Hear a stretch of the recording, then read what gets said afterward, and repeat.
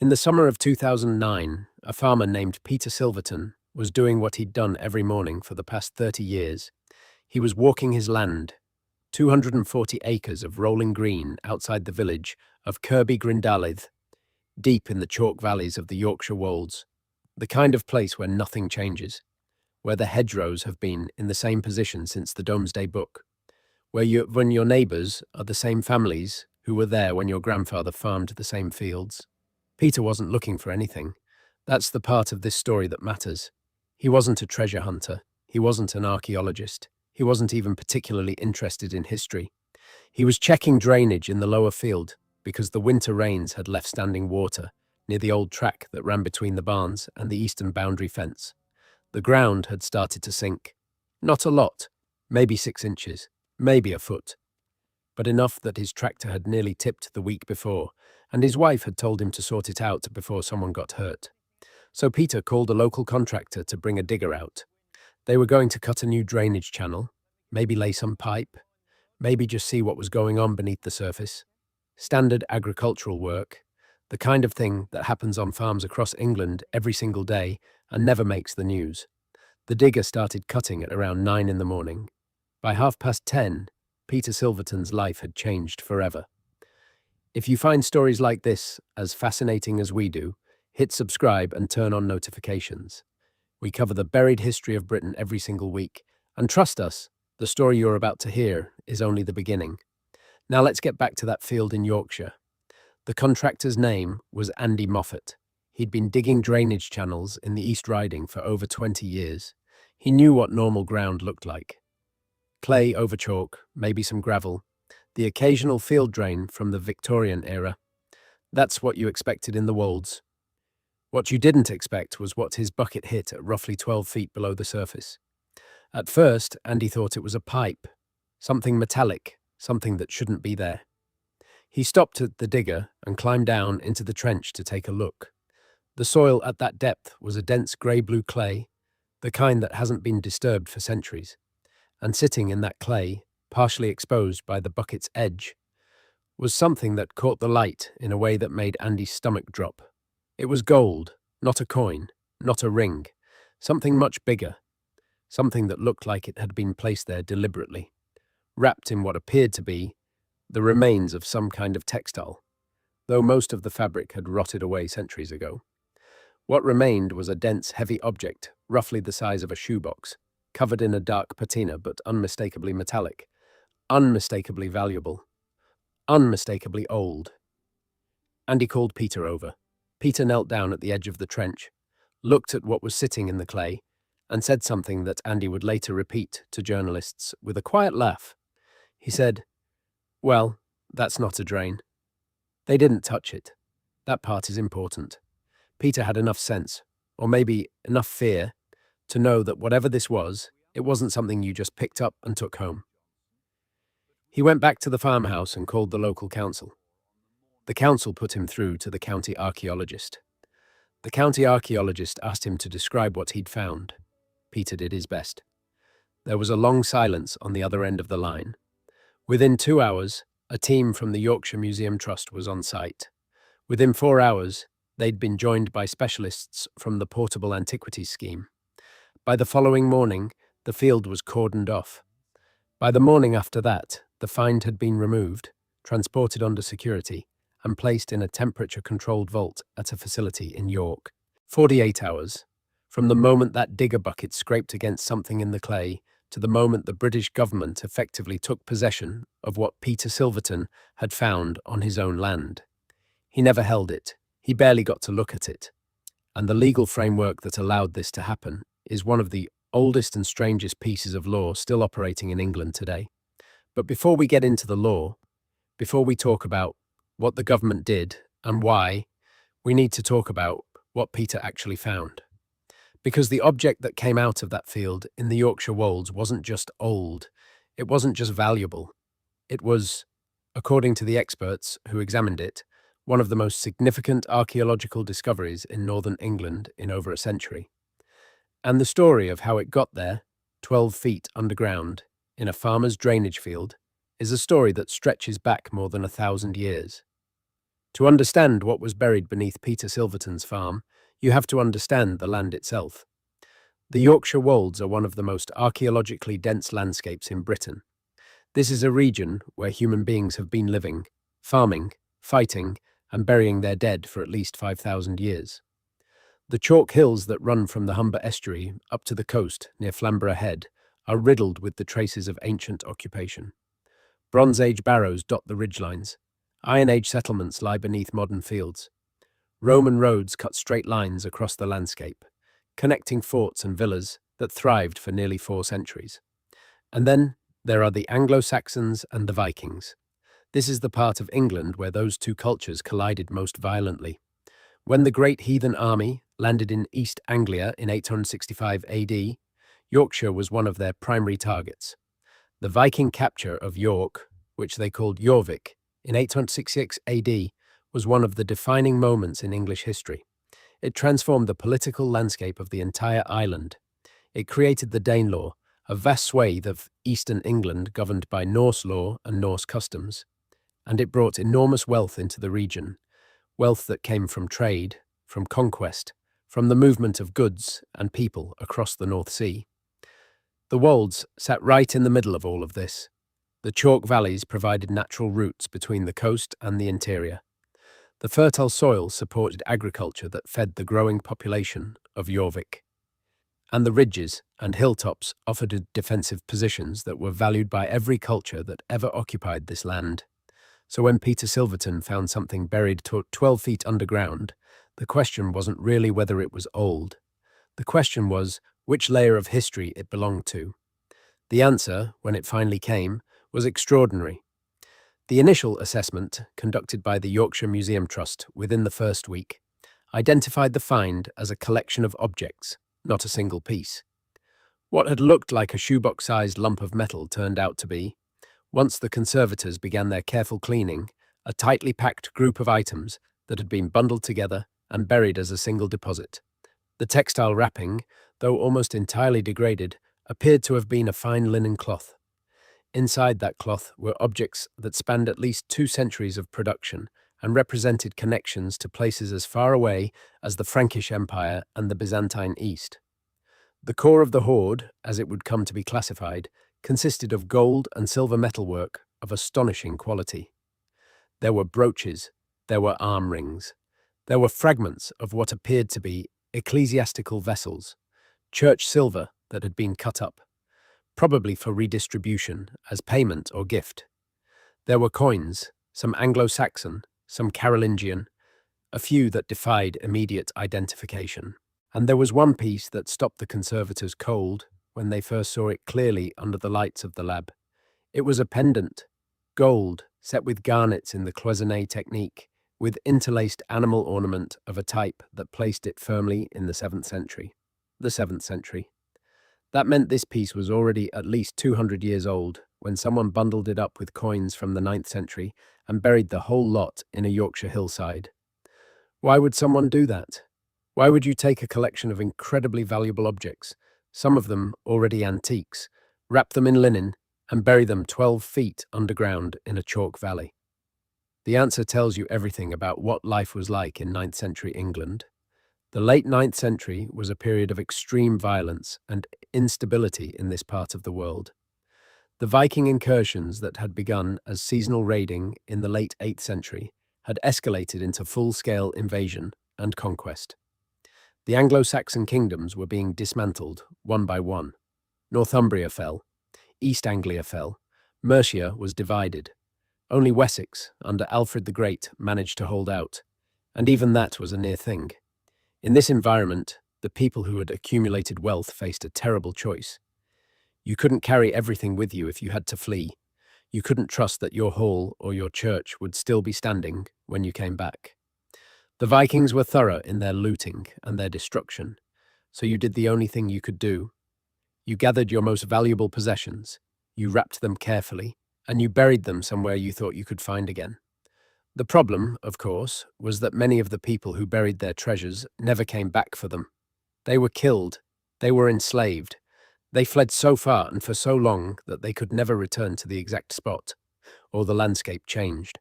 Rivers shifted course, Fields were ploughed, boundaries moved, and the treasure stayed in the ground, silent and forgotten, for 1,000 years.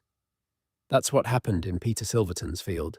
Someone in the 9th century, probably someone of considerable status, possibly a local thegn or even a member of the clergy, had buried their life's worth in a hole in the chalk and never returned. And now the British government wanted it. This is where the story gets complicated, and this is where a lot of people, when they first hear about cases like this, get angry. Because the instinctive reaction is straightforward. He found it on his land. It should be his. End of story. But it's not the end of the story. In fact, it's barely the beginning. Because the legal framework that governs finds like this in England and Wales is one of the oldest continuous legal traditions in the common law world. And understanding it requires going back much further than the 9th century. The concept of treasure trove, as it existed in English law for centuries, has roots in the medieval period. The basic principle was simple. If someone had buried gold or silver with the intention of coming back for it, and nobody could prove who the original owner was, then the treasure belonged to the crown. Not to the finder, not to the landowner, the crown. This wasn't an arbitrary rule. It was based on a specific legal theory about ownership and intention.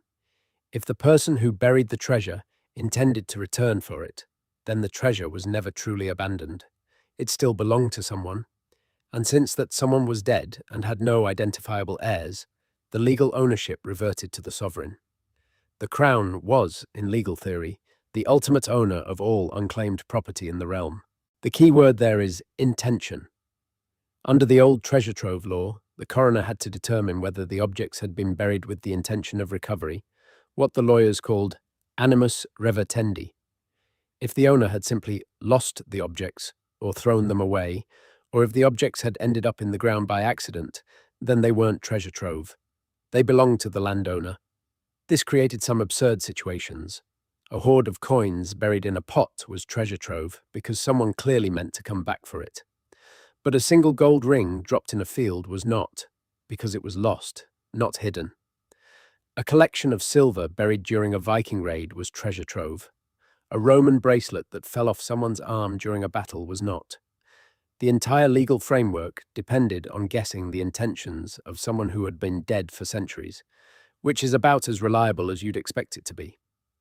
For most of English history, this system worked well enough, mainly because major finds were rare and the Crown wasn't particularly aggressive about claiming them. But as metal detecting became popular in the second half of the 20th century, the number of significant finds exploded. And with those finds came a growing problem. Under the old treasure trove law, finders and landowners had no guaranteed right to any compensation. The Crown could claim the treasure, pay them nothing, and that was that. Some did receive payments.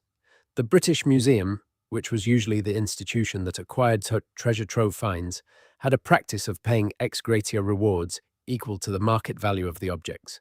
But this was a custom, not a legal right. And not all finds went to the British Museum. Some went to local museums that couldn't afford market rate rewards. Some finds were claimed by the Crown, and the finders received nothing at all. You can imagine the effect this had on reporting. If you're a metal detectorist and you find a hoard of Saxon gold in a farmer's field, and you know that reporting it means the government takes it, and maybe, if you're lucky, pays you something for it, the temptation to just keep quiet is enormous. And that's exactly what happened. Nobody knows how many significant finds were quietly pocketed, sold on the black market, or simply melted down because the finders didn't trust the system to treat them fairly. By the 1990s, the situation had become untenable. Too many finds were being lost. Too many objects of genuine historical importance were disappearing into private collections or being destroyed. Something had to change. The result was the Treasure Act of 1996, which came into force in 1997. This was the most significant reform of treasure law in England and Wales in over 700 years. And while it didn't please everyone, it fundamentally changed the relationship between finders, landowners, and the state. The new law replaced the old concept of treasure trove with a broader definition of treasure. Under the 1996 Act, treasure included any object at least 300 years old that contained at least 10% precious metal by weight. It also included any group of coins from the same find that were at least 300 years old. And it included any object found in association with treasure, regardless of its own composition. So if you found a gold brooch next to a bronze buckle, both were treasure. Even though the buckle on its own wouldn't qualify, the Act also changed the rules about compensation.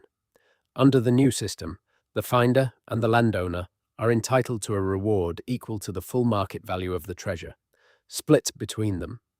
This reward is determined by an independent committee, the Treasure Valuation Committee, which commissions valuations from experts and considers any competing claims. The museum that wants to acquire the treasure pays the reward. If no museum wants it, the treasure is returned to the finder and landowner. This was a significant improvement. It gave finders and landowners a legal right to fair compensation, not just a hope that someone might pay them out of goodwill. It also created a much clearer framework for what counted as treasure and what didn't. And it established a process involving coroners, valuations, and museum acquisitions that was at least somewhat transparent and predictable, but it also created new tensions, because the fundamental principle hadn't changed. When you find treasure in England, it doesn't belong to you. It belongs to the Crown. You are legally required to report it. Failing to report it is a criminal offence. And the government can take it, even if you found it on your own land, even if you did all the hard work of finding it, even if you didn't ask for any of this. That's what happened to Peter Silverton, and he wasn't happy about it. Peter's situation was, in many ways, typical of major treasure finds in England. He'd found something extraordinary on his own land. He'd done the right thing and reported it. And now his field was an archaeological site. His farm work was disrupted, and an object that he'd found with his own digger was sitting in a vault in York while committees deliberated about its fate. To be clear, Peter wasn't opposed to the find being studied. He understood its historical significance. He wasn't the kind of person who'd melt down a 1,000-year-old gold pendant for scrap. But he was frustrated by the speed at which things had moved, the lack of communication, and the sense that he had no control over what happened next. The coroner's inquest was scheduled for 3 months after the find. Until then, Peter was in limbo. He couldn't work the lower field. He couldn't finish his drainage project. He had archaeologists coming and going, setting up grids, taking soil samples, documenting the find spot in meticulous detail. They were perfectly polite, but they were on his land, using his track, parking in his yard, and he'd never invited them. His wife, Margaret, later told a reporter from the Yorkshire Post that the worst part wasn't the disruption, it was the uncertainty. Nobody could tell them what the find was worth, how long the process would take, or what their share of any reward might be. The Treasure Valuation Committee wouldn't convene until the archaeological assessment was complete. The archaeological assessment couldn't be completed until the lab work was done. The lab work was backlogged by months. And in the meantime, Peter and Margaret were expected to just wait. This is a common experience for people who find treasure in England. The system, for all its improvements since 1996, is slow, painfully slow. The average time from discovery to payment is between 18 months and 3 years. Some cases have taken 5 years or more. And during that time, the finder and landowner receive nothing. No interim payments, no estimates, no guarantees. Just silence, punctuated by occasional letters from officials asking for patience. For a working farmer like Peter Silverton, this wasn't just inconvenient, it was financially damaging. The lower field was one of his most productive. The lost growing season cost him real money, and while the eventual reward, if it came, might be substantial, might, and eventually, don't pay the bills in October. But Peter's story, frustrating as it was, is just one thread in a much larger tapestry. Because what happened in that Yorkshire field didn't happen in isolation. It happened in the context of a long and often contentious relationship between the British state, the archaeological establishment, and the ordinary people who keep finding extraordinary things in the English soil. To understand that relationship, you have to go back to the beginning, and the beginning, at least for the legal side of this story, starts in the 12th century. The earliest recorded treasure trove case in English law dates to the reign of Henry II in the second half of the 1100s.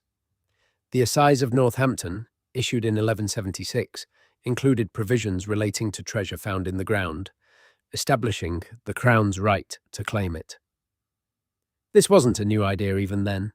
The principle that buried treasure belongs to the sovereign had roots in Roman law, and it had been applied in various forms across medieval Europe for centuries. But England's version had a distinctive feature.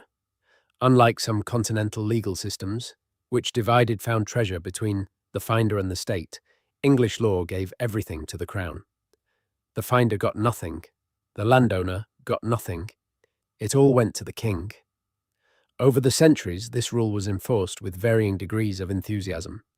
In periods of strong royal authority, treasure trove was aggressively claimed. In periods of weaker central government, local lords often kept what was found on their land, and nobody asked too many questions. The system was, in practice, as much about power dynamics as it was about legal principles. One of the most famous early cases involved a find in Suffolk in the 13th century. A group of labourers digging a ditch uncovered a large quantity of Roman silver. The local lord claimed it. The Crown disputed his claim. The case went before the royal courts, and the king's judges ruled that the treasure belonged to the Crown, regardless of where it was found or who found it. The local lord was ordered to surrender the silver and was fined for attempting to keep it.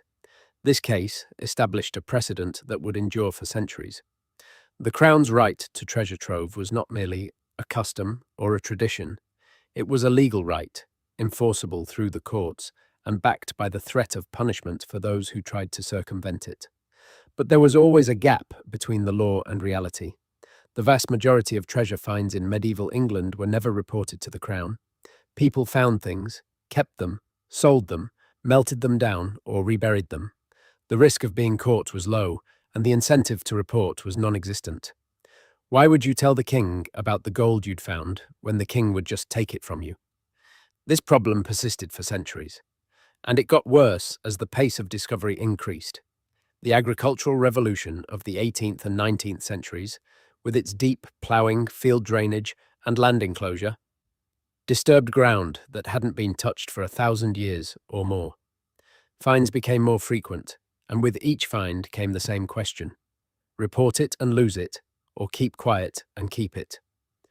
The British Museum, established in 1753, gradually became the primary repository for treasure trove finds. Its curators were aware of the problem and lobbied repeatedly for reform of the treasure trove law. They argued, correctly, that the existing system was causing the loss of objects of immense historical importance. But reform was slow. The law was ancient, the principle was well established, and successive governments had little appetite for changing some things that seemed to work well enough. The first serious attempt at reform came in the 1990s, prompted by a series of high-profile cases that exposed the flaws in the existing system. The most famous of these was the Salisbury Hoard case in 1985. The Salisbury Hoard was a collection of Iron Age and Roman metalwork found by a group of metal detectorists near the village of Tisbury in Wiltshire. The find was significant, both for its archaeological importance and for the legal controversy that followed. The finders initially failed to report the discovery, apparently because they believed the objects were base metal and therefore not subject to treasure trove law. When the true nature of the find became apparent, the situation got complicated quickly. Some of the objects had already been sold. Others had been distributed among the finders. The archaeological context, the information about where exactly each object had been found and in what relationship to the others, had been largely destroyed. By the time the authorities became involved, much of the scientific value of the find had been lost. The Salisbury Hoard case became a cause célèbre in the archaeological community. It demonstrated, in the most vivid possible terms, the consequences of a legal system that punished honest reporting and rewarded concealment. If the finders had known they'd receive a fair reward for reporting, they might have done the right thing from the start. Instead, the system incentivized secrecy, and everyone lost. Similar cases followed. Metal detectorists found significant objects and either failed to report them or delayed reporting until they'd had a chance to sell some pieces privately. Archaeologists were furious. The public was confused, and the government was embarrassed. The result was the Treasure Act of 1996. We've already covered the broad outlines, but the details of how it passed are worth examining because they reveal a lot about the tensions that still exist in the system today. The bill was introduced in the House of Lords by Lord Perth in 1994. It faced immediate opposition from two directions. On one side were the landowner lobby, who argued that anything found on your land should belong to you, full stop.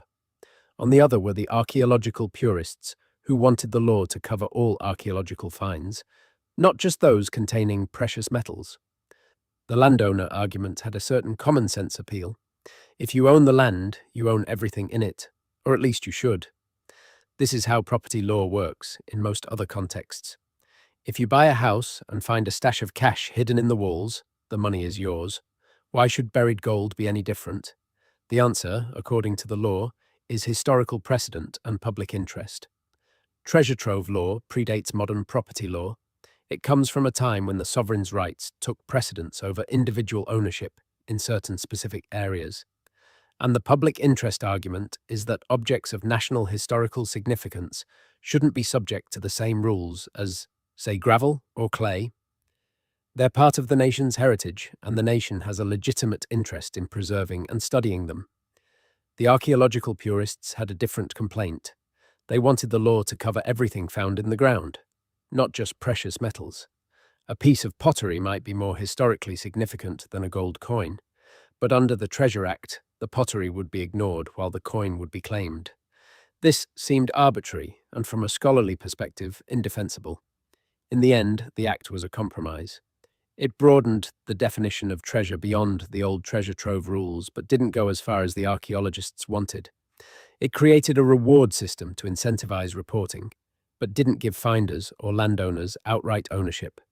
It was, like most British legislation, a pragmatic middle ground that fully satisfied nobody. And it's the law that governed what happened to Peter Silverton's find. The coroner's inquest, when it finally took place, was a straightforward affair. The coroner reviewed the evidence, heard testimony from the county archaeologist and the representatives of the Yorkshire Museum Trust, and declared the find to be treasure under the terms of the 1996 Act. This meant the objects now belonged to the Crown, and any museum wishing to acquire them would have to go through the formal process of valuation and acquisition. Peter was present at the inquest. He sat in the back of the room with Margaret, listening as officials discussed the objects he'd found on his own land as if they were exhibits in a case study. He later said it felt surreal, like watching someone else's life happen in front of you. After the inquest, the process ground on. The find was sent to the British Museum for detailed analysis and conservation. Reports were written, papers were published, the Treasure Valuation Committee was convened, and independent valuers were asked to assess the market value of the hoard. This is where things got interesting, because the valuation of a unique archaeological find is not like valuing a house or a car. There's no established market for 9th century Anglo-Saxon gold pendants. You can't look up comparable sales on a database and average the results. The value is, to a significant extent, a matter of expert opinion. And expert opinions can vary dramatically. The first valuation came in at just over £200,000. This was based on a comparison with similar finds that had been sold at auction in recent years, adjusted for the quality, rarity, and condition of the individual pieces. It was a reasonable figure, supported by evidence and methodology, but it felt low. The find was, by any measure, exceptional. A 7th century gold and garnet pendant of this quality hadn't been found in Yorkshire in living memory. The coins alone, representing a cross-section of 9th century European monetary systems, were of considerable numismatic significance. Peter's solicitor challenged the valuation. An independent expert was brought in, someone with extensive experience in the antiquities market, and their assessment was substantially higher. £350,000, possibly more, depending on how the individual pieces were valued and whether the hoard was assessed as a collection or as individual objects. This is a crucial distinction. A hoard, as a complete assemblage, is often worth more than the sum of its parts. The fact that these objects were found together, in a single deposit, in a datable archaeological context, adds enormous scholarly value. And scholarly value translates, however imperfectly, into monetary value, because the museums that want to acquire these objects are willing to pay a premium for complete, well-documented finds. The Treasure Valuation Committee considered both assessments, heard submissions from the interested museums, and arrived at a figure somewhere in between. The exact amount wasn't publicly disclosed at the time, but press reports suggested it was in the region of £300,000, to be split equally between Peter as the landowner and the estate of Andy Moffat's employer, who was considered the finder for legal purposes, because Andy was operating the digger in the course of his employment. £300,000 is a lot of money, but it's worth putting that number in context. Peter had lost a growing season on his most productive field. He'd spent money on legal advice. He'd endured months of disruption and uncertainty. And the object he'd found, the centerpiece of the hoard, the 7th century gold and garnet pendant, was described by the curator who examined it as one of the finest examples of early medieval goldsmithing ever found in Britain. One of the finest examples ever found, and Peter got £150,000 for it, before tax.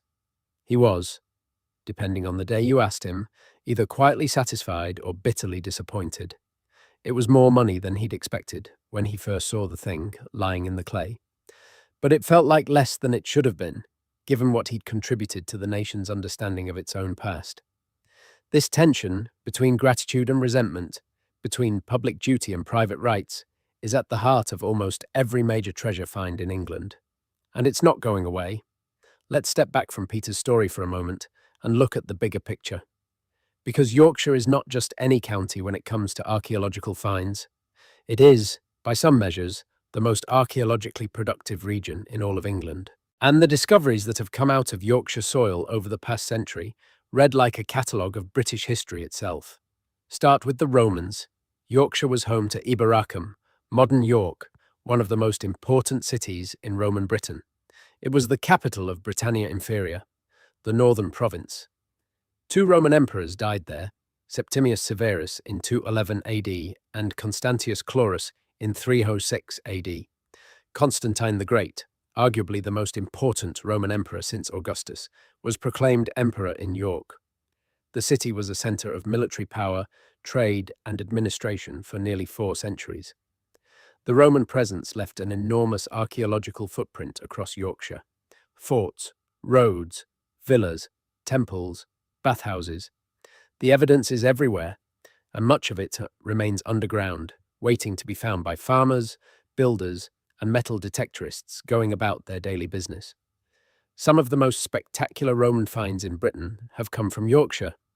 The Dalton Parlours Villa, excavated in the 1970s and 1980s, produced stunning mosaics and evidence of a wealthy rural estate that thrived for generations.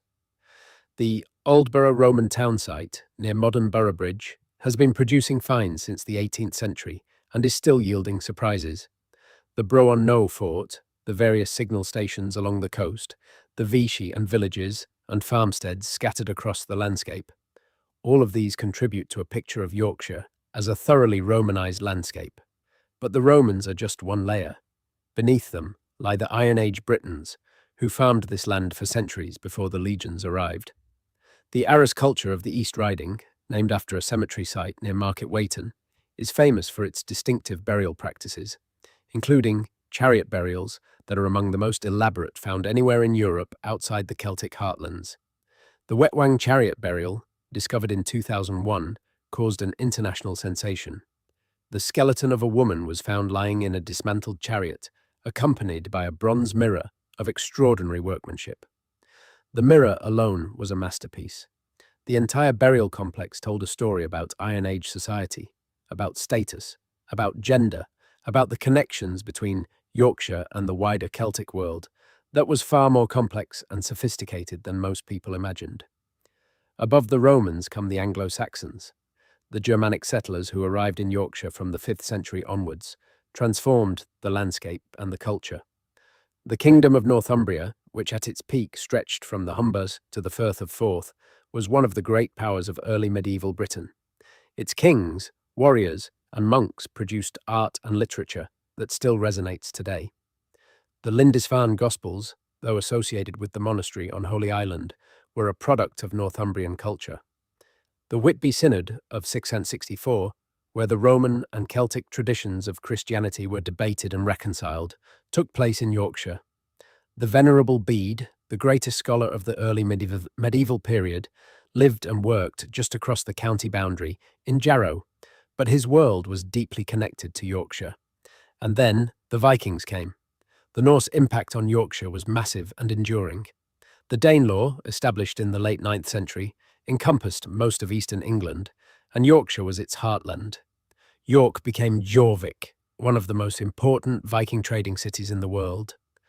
The Coppergate excavations in the 1970s and 1980s revealed a vibrant, multicultural urban centre, where Norse, Anglo-Saxon, and Irish influences mingled. Merchants traded goods from as far away as the Byzantine Empire and the Abbasid Caliphate. Craftsmen produced jewellery, textiles, leather goods, and metalwork of remarkable quality. The Viking heritage is written into the very landscape of Yorkshire. Place names ending in by and Thorpe mark Norse settlements. Ripon, Whitby, Thirsk, Skipton, these names all have Norse roots. The dialect of the Yorkshire Dales still contains words borrowed from Old Norse more than 1,000 years ago, and the physical remains of the Viking period are still coming out of the ground. The Bedale hoard, found in 2012, included a stunning Viking sword with an elaborately decorated hilt. The Vale of York hoard, found in 2007, was one of the most important Viking Age finds in British history, a collection of over 600 coins and 65 other objects, including a magnificent silver-gilt cup, buried near Harrogate in the early 10th century. The Vale of York hoard is particularly relevant to Peter Silverton's story because it went through exactly the same process. Found by metal detectorists on private land, reported to the authorities, claimed by the Crown under the Treasure Act, valued by the committee, acquired jointly by the British Museum and the Yorkshire Museum. The finders and the landowner received a reward of over £1 million. £1 million. Compare that to Peter's 300,000.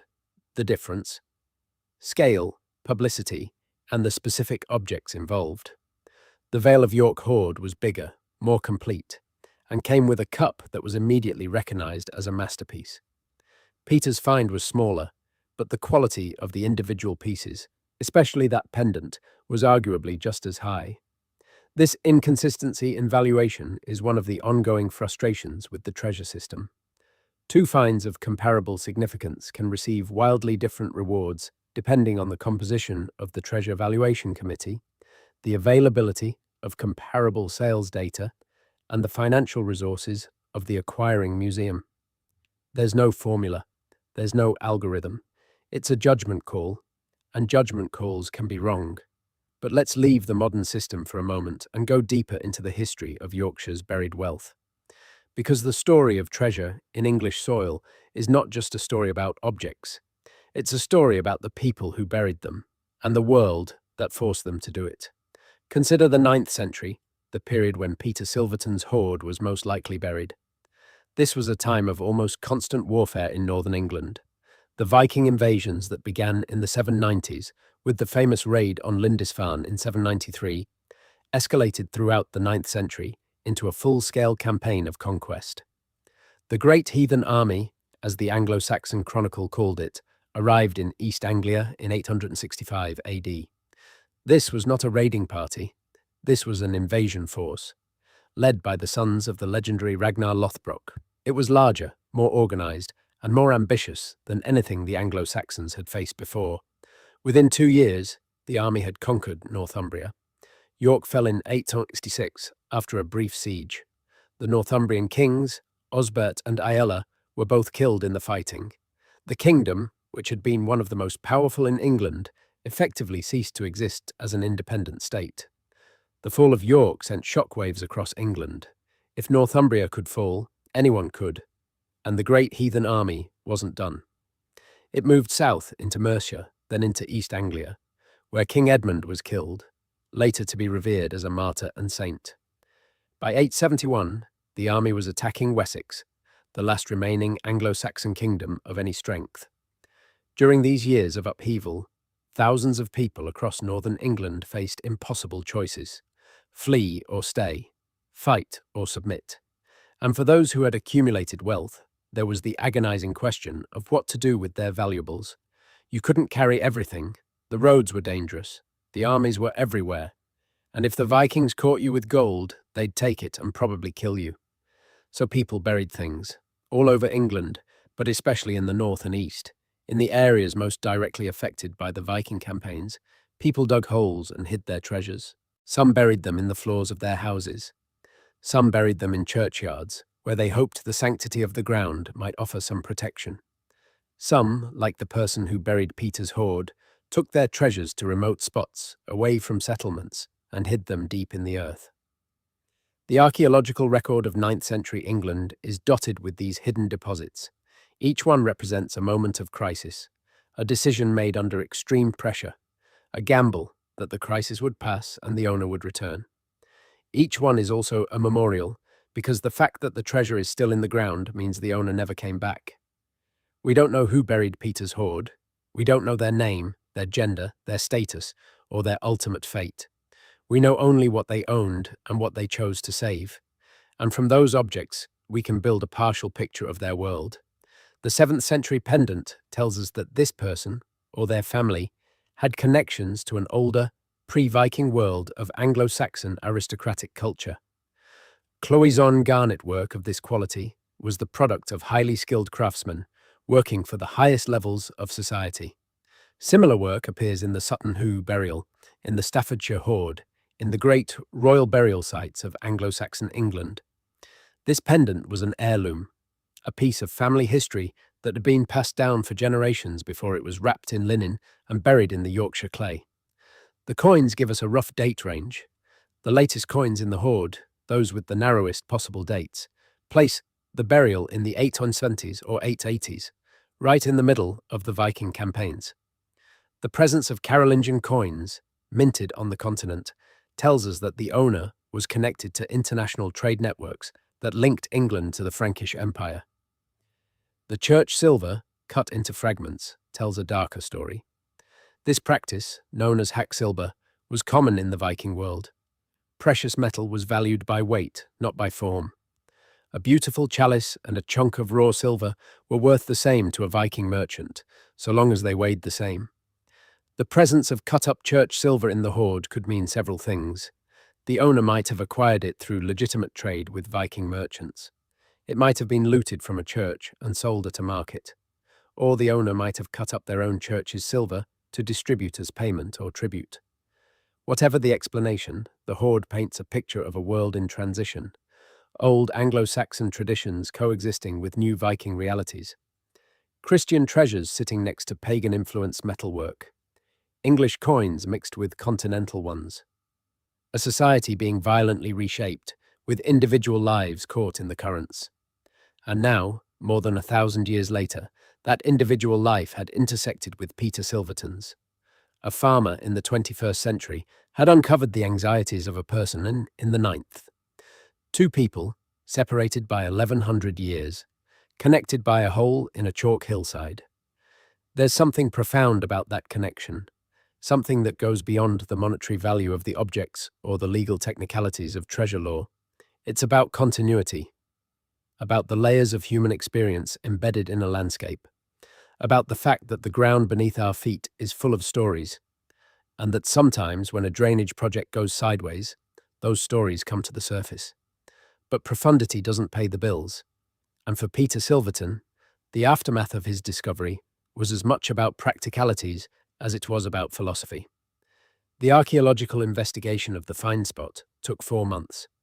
A team from the University of Sheffield, working with the Yorkshire Museum Trust, excavated a substantial area around the original discovery.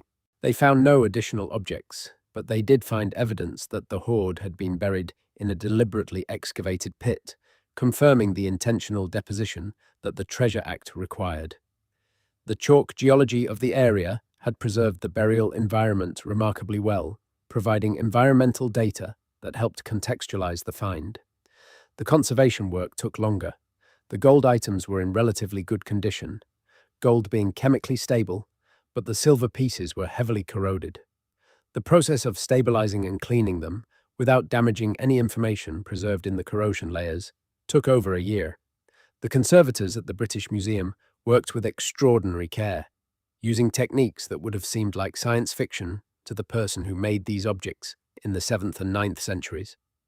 Meanwhile, Peter waited. He farmed his other fields. He fixed the drainage problem with a different approach, avoiding the area where the hoard had been found. He answered questions from journalists, most of whom wanted to know whether he was rich now. He wasn't, not yet.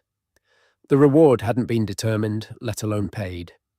He was a farmer who'd found some old things in the ground and was waiting for the government to decide how much they were worth. Margaret, his wife, handled the attention with more grace than Peter did. She gave tours of the farm to local history groups, showed them the field where the discovery had been made, and served tea and cake in the kitchen of the farmhouse that her husband's family had owned since the 1920s.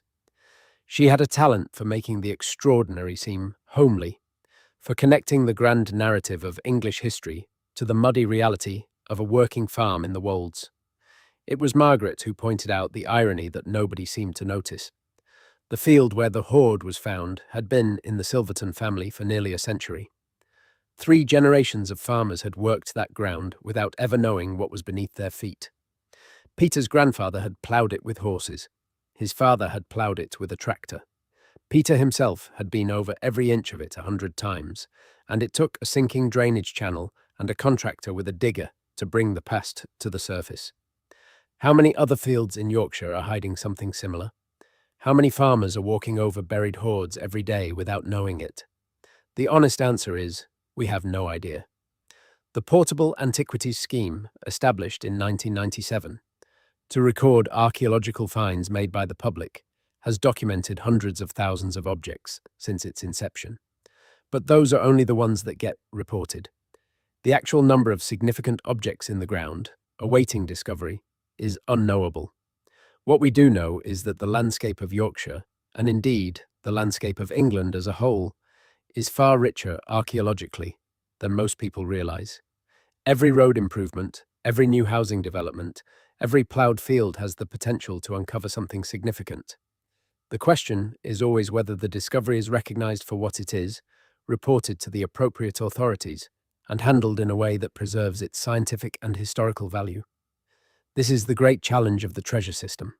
It's not just about fairness to finders and landowners, though that matters. It's about creating a framework that encourages people to do the right thing when they find something extraordinary.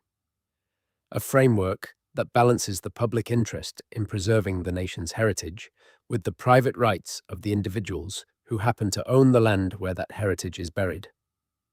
The Treasure Act of 1996 was a step in the right direction. The Portable Antiquities Scheme was another. But the system is still imperfect.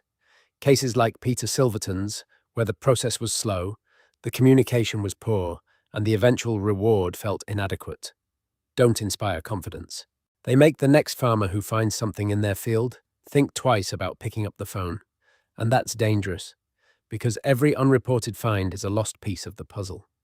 Every object that disappears into a private collection or gets melted down for scrap is a story that will never be told. And in a country with a history as deep and complex as England's, those stories matter. Let's talk about some of the other finds that have shaped the debate about treasure law in England, because Peter Silverton's case, while compelling, is just one of many. And looking at the full spectrum of cases helps explain why the system works the way it does and why so many people think it needs to change.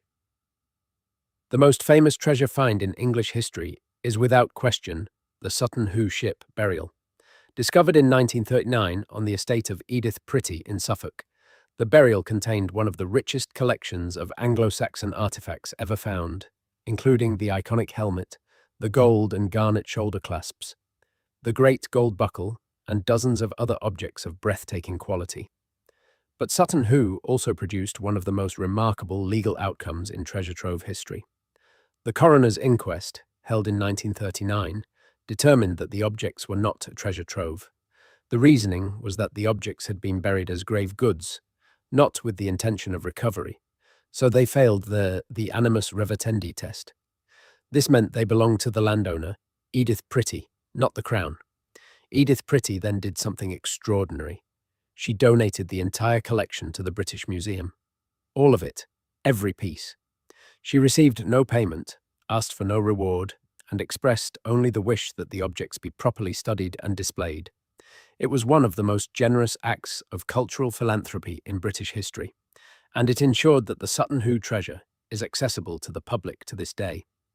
But Edith Pretty's generosity can't be assumed in every case, and the legal reasoning that exempted Sutton Hoo from treasure trove, the distinction between intentional hiding and grave deposits, created a loophole that persisted until the 1996 Act closed it. Under the old law, any burial deposit was exempt from treasure trove, regardless of its value or significance. This meant that an Anglo-Saxon king's grave full of gold could be claimed by the landowner, while a peasant's emergency stash of silver coins belonged to the Crown. The inconsistency was obvious. The Treasure Act addressed this by defining treasure based on the objects themselves, not on the intention of the person who buried them. Under the current law, a burial deposit of gold and silver is treasure, just the same as a hidden hoard. The question of why it was buried is no longer legally relevant. This change was driven partly by the Sutton Hoo precedent and partly by more recent cases that highlighted the problem. In 1992, a metal detectorist in Norfolk found a collection of late Roman gold and silver objects that appeared to be associated with a burial. Under the old treasure trove rules, the coroner would have had to determine whether the objects were grave goods or an intentional hiding. The distinction was, in practice, impossible to make with certainty, and the case dragged on for months, while lawyers argued about the intentions of someone who'd been dead for 1600 years. Cases like this convinced the legislators that the old system was unworkable.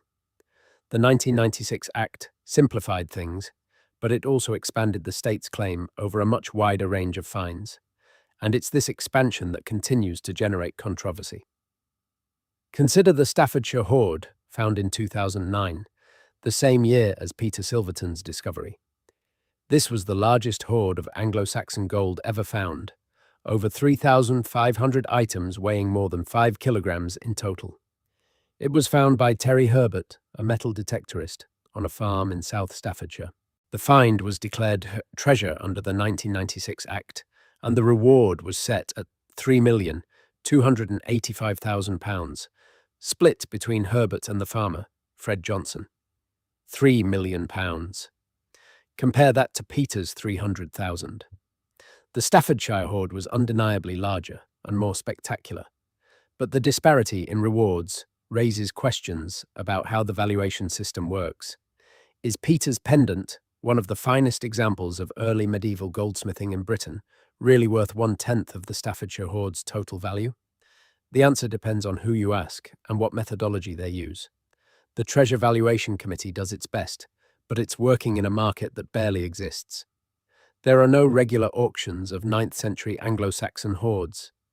The comparable sales that valuers rely on are few and far between, and each case is unique.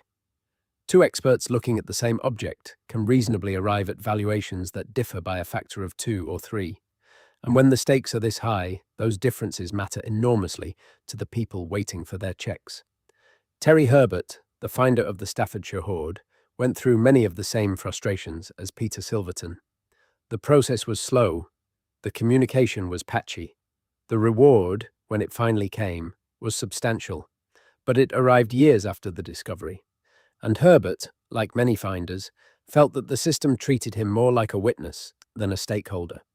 He'd made the discovery, he'd done the right thing, and then he'd been sidelined while institutions debated the fate of his find. Herbert's experience and the massive media attention that accompanied the Staffordshire hoard helped reignite the debate about treasure law reform. Several commentators argued that the system needed to be faster, more transparent, and more generous to finders. Others argued that the current system was already too generous, and that the £3 million reward set a dangerous precedent that would encourage irresponsible metal detecting and damage archaeological sites. This is the fundamental tension at the heart of treasure law. On one side, you want to incentivize reporting. You want people to come forward when they find something, to do the right thing, to contribute to the nation's understanding of its own past. And the best way to incentivize reporting is to reward it generously. On the other side, you don't want to incentivize treasure hunting at the expense of archaeological integrity. Metal detectorists, however well-intentioned, can cause significant damage to archaeological sites if they don't know what they're doing. Digging up objects without recording their context destroys information that can never be recovered. The spatial relationship between objects, the soil layers they're found in, the associated materials that help date and interpret the find, all of this is lost when someone digs up a brooch and puts it in their pocket. The archaeological establishment has always had an uneasy relationship with metal detecting. Some archaeologists see detectorists as allies, valuable volunteers who find objects that would otherwise remain unknown. Others see them as a menace, untrained amateurs who treat the archaeological record as a treasure chest to be raided for profit. The truth, as usual, is somewhere in between. There are responsible detectorists who follow the code of practice, record their finds, report anything significant, and work cooperatively with archaeologists.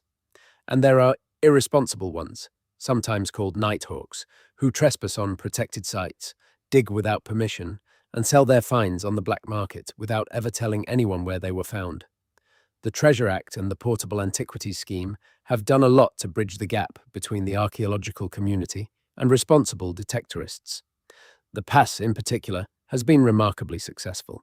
With a network of finds liaison officers based in local museums across England and Wales, it provides a simple, accessible way for finders to record their discoveries without bureaucratic hassle.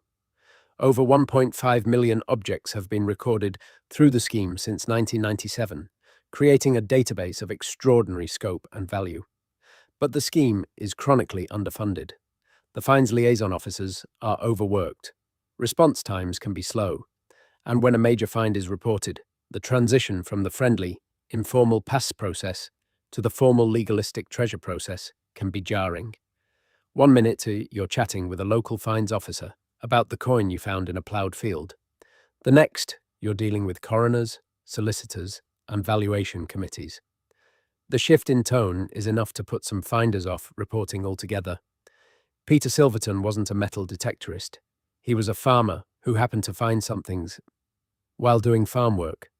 But his experience of the treasure process was shaped by the same systemic issues that affect all finders. The slowness, the bureaucracy, the feeling of being an outsider in a process that concerns your own property and your own discovery. Would Peter do it again? If he found another hoard tomorrow, would he report it? He once answered that question in an interview with a local radio station. His answer was characteristically blunt. I'd report it, but I'd want them to sort it out faster this time, and I'd want them to explain what's going on instead of leaving me in the dark. That's a fair summary of what most finders want. Not to keep the treasure, not to avoid the process, just to be treated with respect and efficiency. To be part of the story, not just a footnote in it. The find from Peter Silverton's farm eventually went on display at the Yorkshire Museum in York.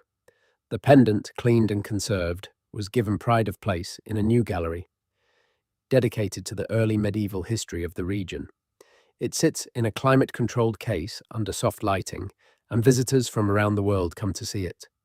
The museum's curators wrote an interpretation panel that tells the story of the hoard, its burial in the 9th century, and its discovery in 2009.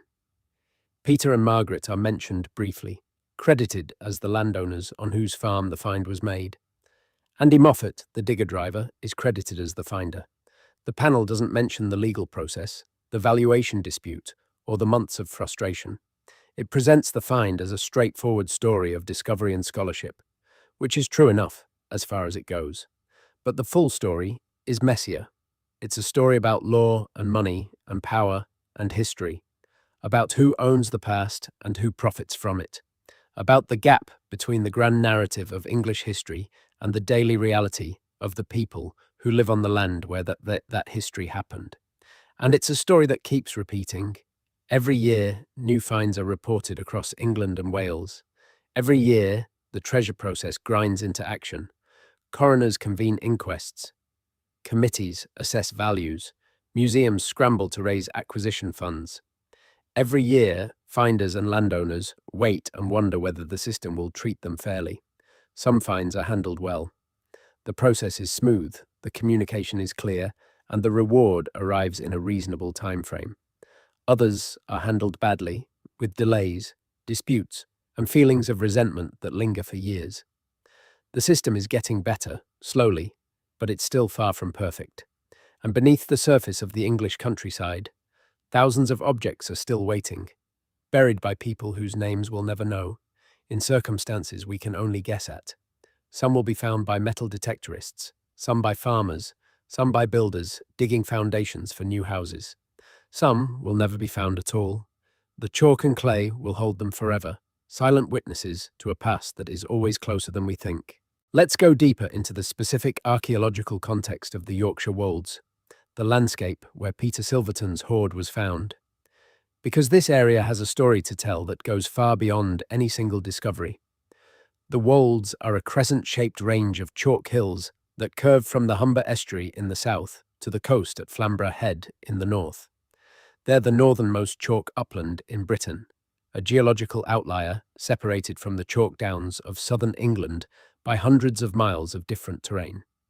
The landscape is distinctive, with rolling hills, dry valleys, and thin soils that have been farmed for millennia. The first human impact on the Wolds landscape can be traced back to the Neolithic period, around 4000 BC. The earliest farmers in the region cleared the native woodland and began cultivating the light, well-drained chalk soils. The evidence for this comes from pollen analysis, from the study of ancient soil profiles, and from the monuments that these early farming communities left behind. The most visible of these monuments are the long barrows, elongated burial mounds that were used for collective burials over periods of decades or even centuries. Several examples survive on the Wolds, though many more have been ploughed flat over the millennia. These barrows represent some of the earliest monumental architecture in Yorkshire, and they tell us that the people who built them had a settled, organised society with the labour surplus to undertake major construction projects. The Bronze Age, beginning around 2200 BC, saw a shift in burial practices. The collective long barrows were replaced by round barrows, smaller mounds containing individual burials. The Wolds are particularly rich in round barrows, with hundreds of surviving examples dotting the ridgelines. Many of these were excavated in the 19th century by amateur antiquarians, most notably J.R. Mortimer, whose book 40 Years Researches in British and Saxon Burial Mounds of East Yorkshire remains a fundamental reference for the region's archaeology. Mortimer's excavations revealed a wealth of Bronze Age material, including pottery, flint tools, bronze weapons, and personal ornaments. But his methods were, by modern standards, destructive and inadequately recorded. Much of the contextual information that would have made his finds truly informative was lost or never recorded in the first place. This is a recurring theme in British archaeology, the tension between the desire to recover objects and the need to preserve the information that gives those objects meaning. The Iron Age, roughly 800 BC to 43 AD, saw the development of a distinctive regional culture on the Wolds that archaeologists call the Arras culture, named after the cemetery site near Market Weighton, where it was first identified. The Arras culture is famous for its chariot burials, a practice that involved burying the dead with their vehicles, horses, and personal possessions. These burials are among the most elaborate found anywhere in Iron Age Europe, and they've generated intense academic debate about the cultural connections between the Wolds and the continent. The chariot burials suggest a society with marked social stratification, with a warrior elite who defined their status through military display. The vehicles themselves were sophisticated pieces of engineering with iron-tired wheels, bronze fittings, and wooden bodies that required skilled carpentry. The metalwork associated with these burials, including swords, shields, and horse gear, demonstrates a high level of craft skill and access to raw materials that must have come from trade networks extending well beyond Yorkshire. The most famous Aris culture discovery in recent years was the Pocklington chariot burial, found in 2018 during excavation ahead of a housing development. The burial contained the remains of a man in his 40s or 50s, lying in a crouched position inside the dismantled frame of a chariot. Two horses had been buried alongside him, their skeletons remarkably well preserved. A shield, decorated with intricate bronze metalwork, lay over the body. The find made international headlines and provided new insights into Iron Age burial practices in the region. The Roman conquest of Britain in 43 AD brought Yorkshire into the orbit of the Roman Empire. The Ninth Legion marched north through the wolds on its way to establish the fortress at Iberacum, and the road they built, running roughly north-south through the upland landscape, remained in use for centuries. Roman villas appeared in the lowlands around the edges of the wolds, their owners growing wealthy from the agricultural surplus produced by the fertile chalk soils. The post-Roman period, the 5th and 6th centuries, is one of the most obscure in Yorkshire's history. This is the period sometimes called the Dark Ages, though historians have increasingly rejected that term as misleading. What happened in Yorkshire after the Romans left is a matter of considerable debate. The literary sources, such as they are, suggest a period of conflict between incoming Anglo-Saxon settlers and the existing Romano-British population. The archaeological evidence, however, paints a more complex picture, with evidence of continuity alongside change and gradual cultural transformation rather than sudden conquest. By the 7th century, Yorkshire was part of the Anglo-Saxon kingdom of Northumbria, which stretched from the Humber to the Firth of Forth. This was a period of remarkable cultural achievement. The Northumbrian Church produced some of the finest art and scholarship in all of Western Europe. The monasteries at Whitby, Jarrow, and Wearmouth were centres of learning that attracted scholars from across the Christian world. The Synod of Whitby in 664, where the Roman and Celtic traditions of Christianity were debated and the Roman tradition prevailed, was a pivotal moment in the religious history of England. It was during this period that objects like the pendant in Peter Silverton's hoard were made. The cloisonné garnet technique, in which thin slices of garnet are set in individual cells of gold, was one of the highest achievements of early medieval goldsmithing. The technique required extraordinary skill, specialized tools, and access to garnets that were imported from as far away as India or Sri Lanka. The fact that such objects were being produced in 7th century Northumbria tells us that the kingdom was wealthy, sophisticated, and connected to international trade networks of remarkable extent. The pendant's eventual burial in the 9th century, along with later coins and cut-up church silver, represents the end of that world. The Viking invasions destroyed the Northumbrian kingdom, scattered its wealth, and transformed its culture. The objects in Peter's hoard are, in a sense, the last chapter of a story that began centuries earlier, the final act of a society that was being swept away. And then the silence. 1,000 years of silence while the hoard lay in its pit of chalk clay, and the world above it unchanged beyond recognition. The Norman conquest, the building of the great abbeys, the dissolution of the monasteries, the English Civil War, the agricultural revolution, the coming of the railways, 2 world wars, 1,000 years of human history, playing out on the surface while the gold and silver waited in the dark below. When Peter Silverton's digger broke through into the 9th century, it bridged that 1,000-year gap in a single moment. Past and present collided in a drainage trench on a working farm, and the reverberations spread outward, through the legal system, through the archaeological community, through the media, and eventually through the quiet galleries of the Yorkshire Museum, where the pendant now sits behind glass, catching the light exactly as it did when it was first made, more than 1,300 years ago.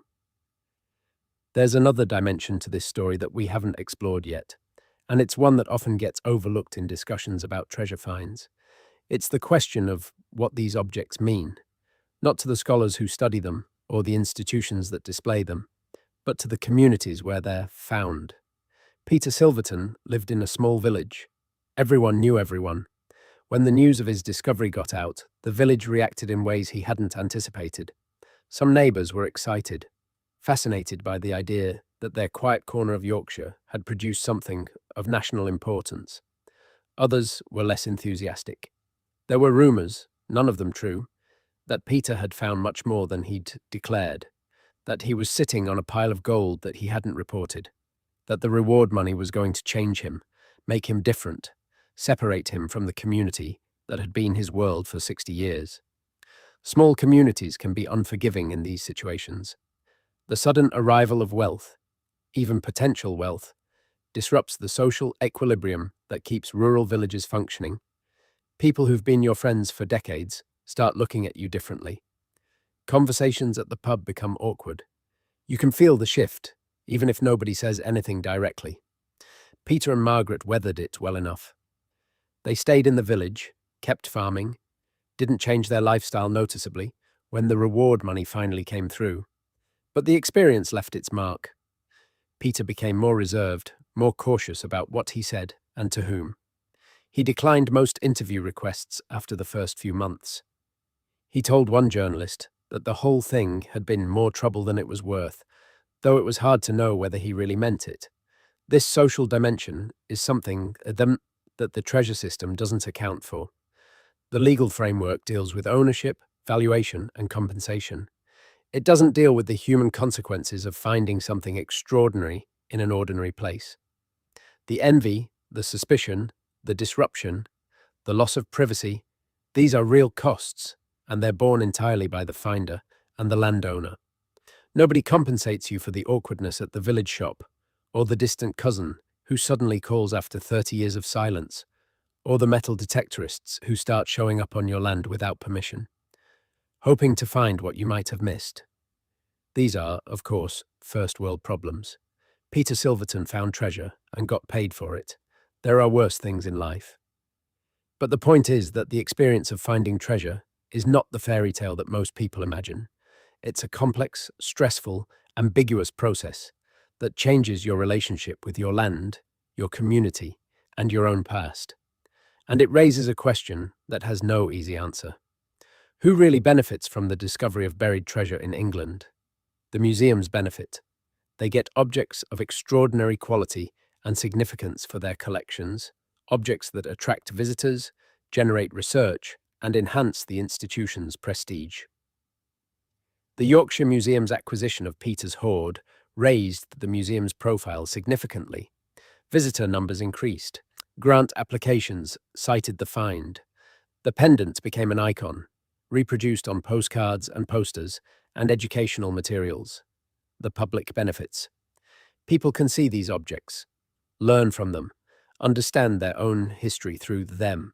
A child visiting the Yorkshire Museum and seeing a 1300-year-old gold pendant glowing under the display lights might feel a connection to the past that no textbook could provide. That's valuable. That's worth protecting. The academic community benefits. The objects generate research. The hoard provides data points for studies of Viking Age metalwork, 9th century coinage, Anglo-Saxon trade networks, and early medieval burial practices. Papers are published.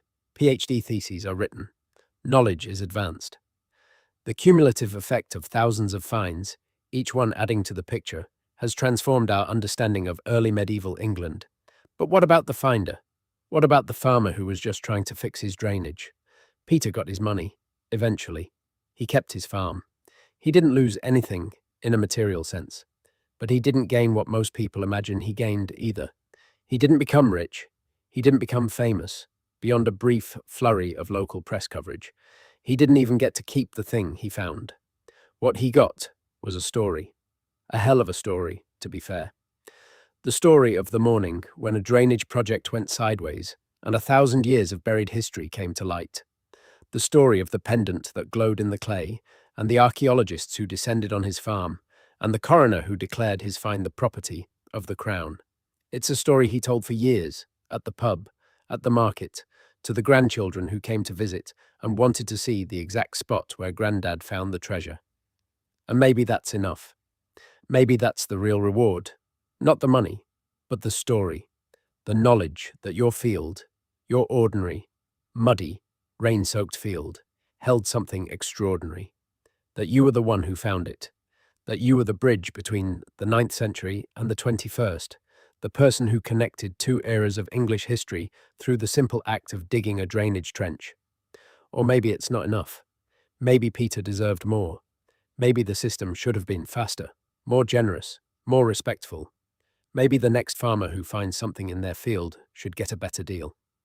These are questions that the treasure system will have to keep answering, case by case, find by find, as the English soil keeps giving up its secrets. Now let's talk about what happens when the system fails, because it does fail more often than most people realize, and the consequences of those failures are measured not in pounds and pence, but in lost knowledge, destroyed context, and objects that disappear forever. The Nighthawk problem, metal detecting on archaeological sites without permission, usually under cover of darkness, is the most visible form of failure. Nighthawking is illegal, a criminal offence under the Theft Act and various heritage protection laws, but it's also difficult to prevent. Archaeological sites are spread across millions of acres of countryside. You can't put a guard on every scheduled monument. And the financial incentive for the criminals is substantial. A single Anglo-Saxon gold coin can fetch thousands of pounds on the black market. A small hoard, sold privately to an unscrupulous collector, can be worth tens of thousands.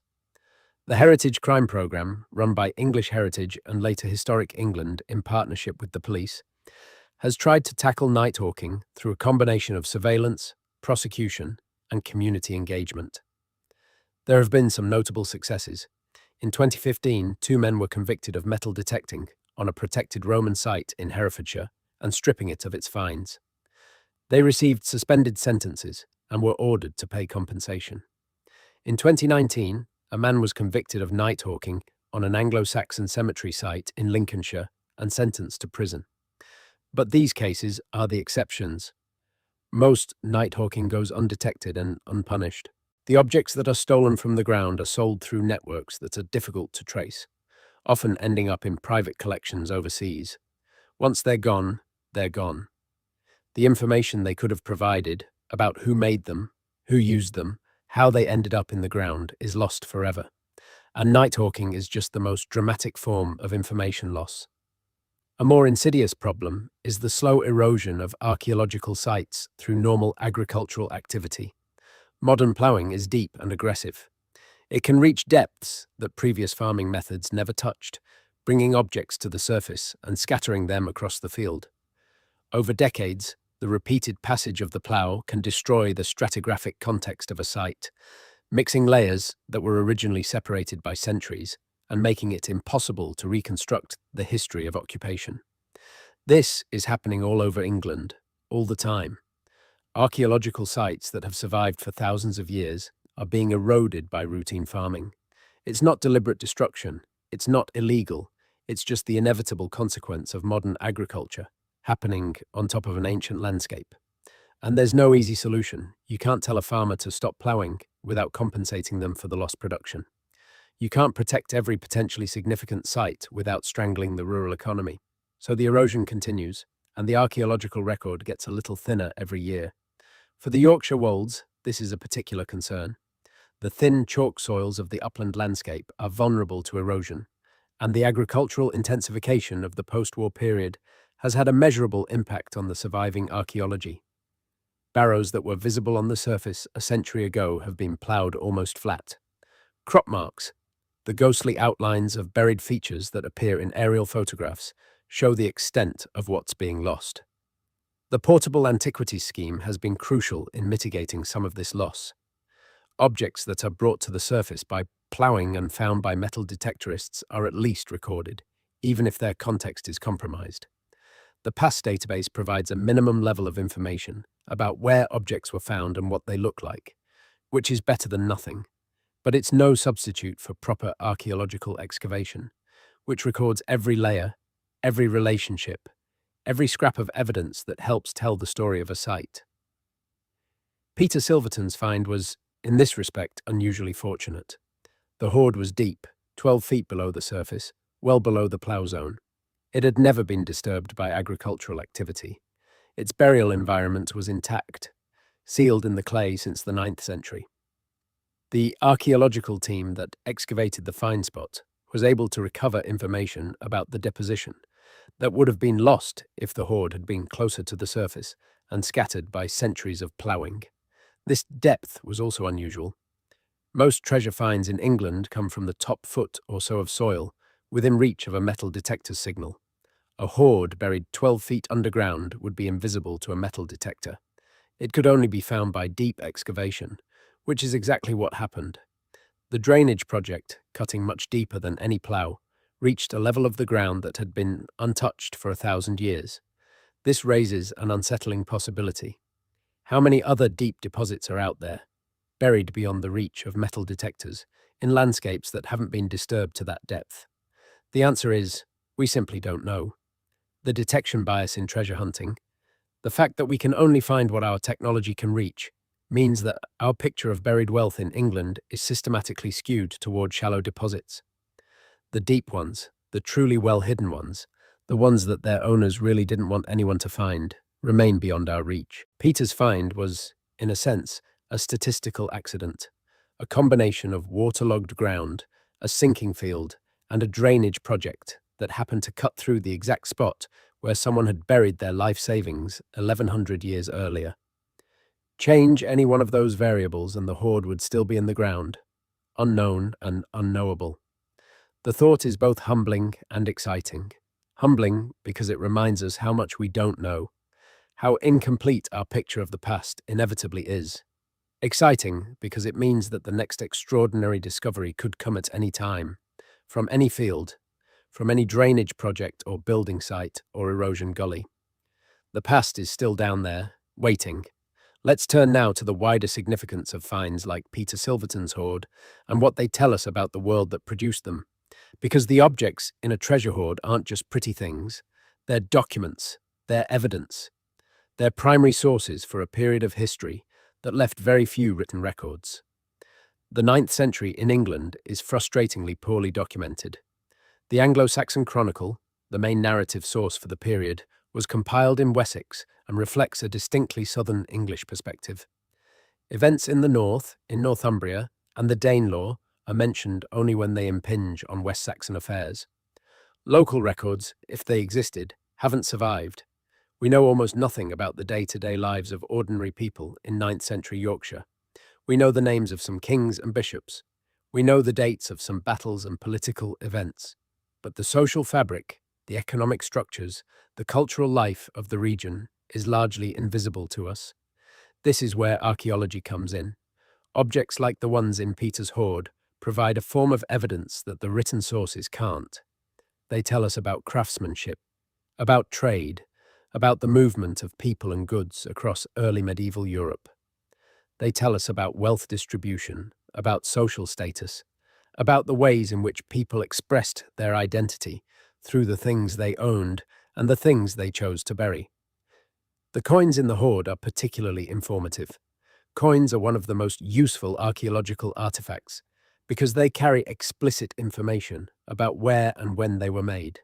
A coin minted in Carolingian Francia in the 860s tells us that there was a route, a network, a connection between the Frankish Empire and Yorkshire at that specific point in time.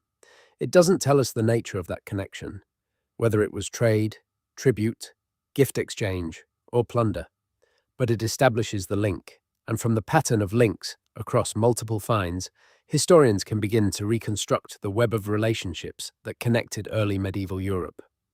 The presence of Carolingian coins in a Yorkshire hoard is not unusual.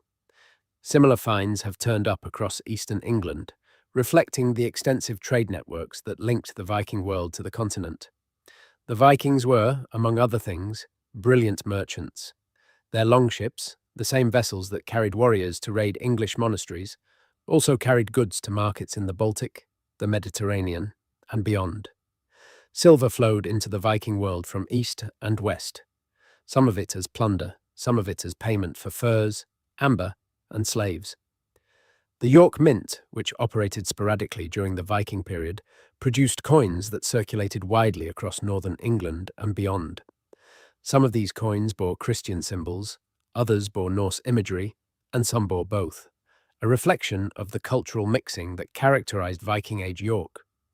The study of these coins, their metallurgy, their die links, their distribution patterns, has been one of the most productive areas of early medieval research in recent decades. The church silver in Peter's hoard raises different questions. The practice of cutting up precious metal objects for use as currency, what scholars call the bullion economy, was characteristic of the Viking world. In Scandinavia and the Danelaw, silver was valued by weight rather than by form. A beautifully crafted chalice and a lump of hack silver were equivalent, so long as they weighed the same. This approach to precious metal was fundamentally different from the coin-based economy of Anglo-Saxon England and Carolingian Francia, and its presence in a Yorkshire hoard tells us something about the economic system that was operating in the region in the late 9th century. The cut-up church silver also raises the question of where it came from. English churches were frequently targeted by Viking raiders, and ecclesiastical metalwork was a major source of plunder. The great monasteries of Northumbria, which had accumulated wealth over centuries, were particularly vulnerable. Lindisfarne was raided in 793, Jarrow in 794, and numerous other religious houses were attacked or abandoned in the decades that followed. The silver that went into Viking Age hoards across northern England almost certainly includes material looted from English churches. But there's another possibility. Some church silver may have been voluntarily surrendered, melted down, or cut up to pay tribute to Viking armies. The Danegeld, a payment made by Anglo-Saxon rulers to buy off Viking attackers, is well documented in the written sources. Similar payments were almost certainly made at a local level, with communities pooling their resources, including church plate, to pay for peace. The line between plunder and tribute, between violence and negotiation, was often blurred in 9th century England. The pendant in Peter's hoard is the most enigmatic piece. As a 7th century object, it predates the Viking invasions by at least a century and a half. How did it end up in a 9th century hoard? Several explanations are possible. It might have been a family heirloom, passed down through generations of an aristocratic Northumbrian family. Objects of this quality were markers of status, and status was often expressed through the display of ancestral wealth. A Thegn in the 9th century might have worn a pendant made in the 7th century as a deliberate statement of lineage and authority. When the crisis came and the hoard was assembled, the pendant went into the ground along with the more recent pieces. Alternatively, it might have been looted from a grave. Anglo-Saxon burial practices changed over time, and the richly furnished graves of the 7th century, with their gold and garnet jewellery, bronze vessels, and weapon sets, were increasingly abandoned as Christianity spread and new burial customs took hold. By the 9th century, the locations of some 7th century graves might have been forgotten, or they might have been deliberately robbed for their valuables. A pendant taken from an old grave could have entered the secondary market and eventually ended up in the possession of the person who buried Peter's hoard. A third possibility is that the pendant was part of a church treasury. Many early churches received gifts of precious metalwork from wealthy patrons, and these objects accumulated over the centuries. A pendant made in the 7th century might have been given to a church in the 7th or 8th century and stored in its treasury until the 9th century, when the Viking threat prompted its removal and concealment. We'll probably never know which of these explanations is correct. The pendant itself doesn't tell us. It can tell us about the skills of the craftsmen who made it, about the trade networks that supplied the garnets and the gold, about the aesthetic sensibilities of the culture that produced it. But it can't tell us its own biography, the chain of owners and events that brought it from a 7th century workshop to a 9th century hiding place to a 21st century museum. That gap in knowledge is frustrating, but it's also part of the appeal. The past is not fully knowable. We work with fragments, with glimpses, with objects that resist our attempts to make them tell more than they can. The best we can do is hold the pendant up to the light, examine its workmanship, admire its beauty, and acknowledge the mysteries it carries. And acknowledge, too, the chain of unlikely events that brought it back to the light. A changing climate that altered the water table, a field that started to sink, a farmer who called a contractor, a digger bucket that hit something it shouldn't have hit, a phone call to the county archaeologist, 48 hours of frantic activity, and then the long, slow grind of the treasure process, with its inquests and valuations and acquisitions, and eventually, years later, a glass case in a museum in York. One person buried it, another person found it, and between those two moments, an entire civilization rose and fell and was replaced by something the burial's owner could never have imagined. The story of Peter Silverton's hoard is, in the end, a story about time, about the way that the past lies just beneath the surface of the present, separated by nothing more than a few feet of dirt, about the way that a single discovery can collapse the distance between centuries, bringing us face to face with people who lived and worried and hoped and feared, just like we do. It's also a story about the systems we build to manage these collisions between past and present. The Treasure Act, the Portable Antiquities Scheme, the Coroner's Inquest Process, the Treasure Valuation Committee, these are all attempts to impose order on something that is inherently disorderly. Finding treasure is chaos. It disrupts lives, challenges assumptions, and forces us to confront questions that have no clean answers. Who owns the past? What are we owed for finding it? How do we balance the rights of individuals against the interests of the community? Peter Silverton didn't set out to answer these questions. He set out to fix his drainage. But the ground had other plans. And now his name, along with the name of Andy Moffat and the unnamed person who buried the hoard in the 9th century, is part of a story that stretches from the early medieval world to the present day. The pendant still catches the light in the Yorkshire Museum. Visitors pause in front of it, read the interpretation panel, and move on. Most of them don't know about Peter and Margaret. They don't know about the drainage trench, the coroner's inquest, the valuation dispute. They see a beautiful object, marvel at its age, and take a photograph. But the object is more than beautiful. It's a survivor. It survived the Viking invasions. It survived 1,000 years underground. It survived the legal process that could have sent it to a vault in London instead of a gallery in York. And now it sits in a case, telling a story that started in the 7th century and still isn't finished. Because somewhere out there, in another field, in another part of Yorkshire, something else is waiting. 12 feet underground, maybe deeper, maybe shallower, wrapped in linen that rotted centuries ago, placed there by someone whose name we'll never know, in a moment of crisis that we'll never fully understand, and somewhere out there, someone is checking their drainage, or building a fence, or ploughing a field, and their digger is getting closer. What they find next could change everything we think we know. That video on screen goes deeper into the Viking treasures that keep turning up across Yorkshire. Click it now. And if you made it this far, you're exactly the kind of viewer we make these for. Subscribe, and we'll see you in the next one. There's a question that comes up whenever a story like Peter Silverton's makes the news. It sounds simple, but the answer is anything but. The question is this: should the person who finds treasure be allowed to keep it? It feels like the answer should be obvious. You found it. It was on your land.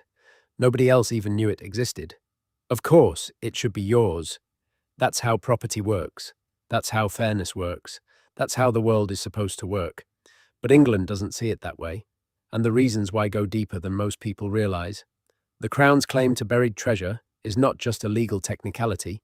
It's a reflection of a particular view of history, a view that says the past belongs to everyone, not just to the person who happens to be standing above it when it comes to the surface.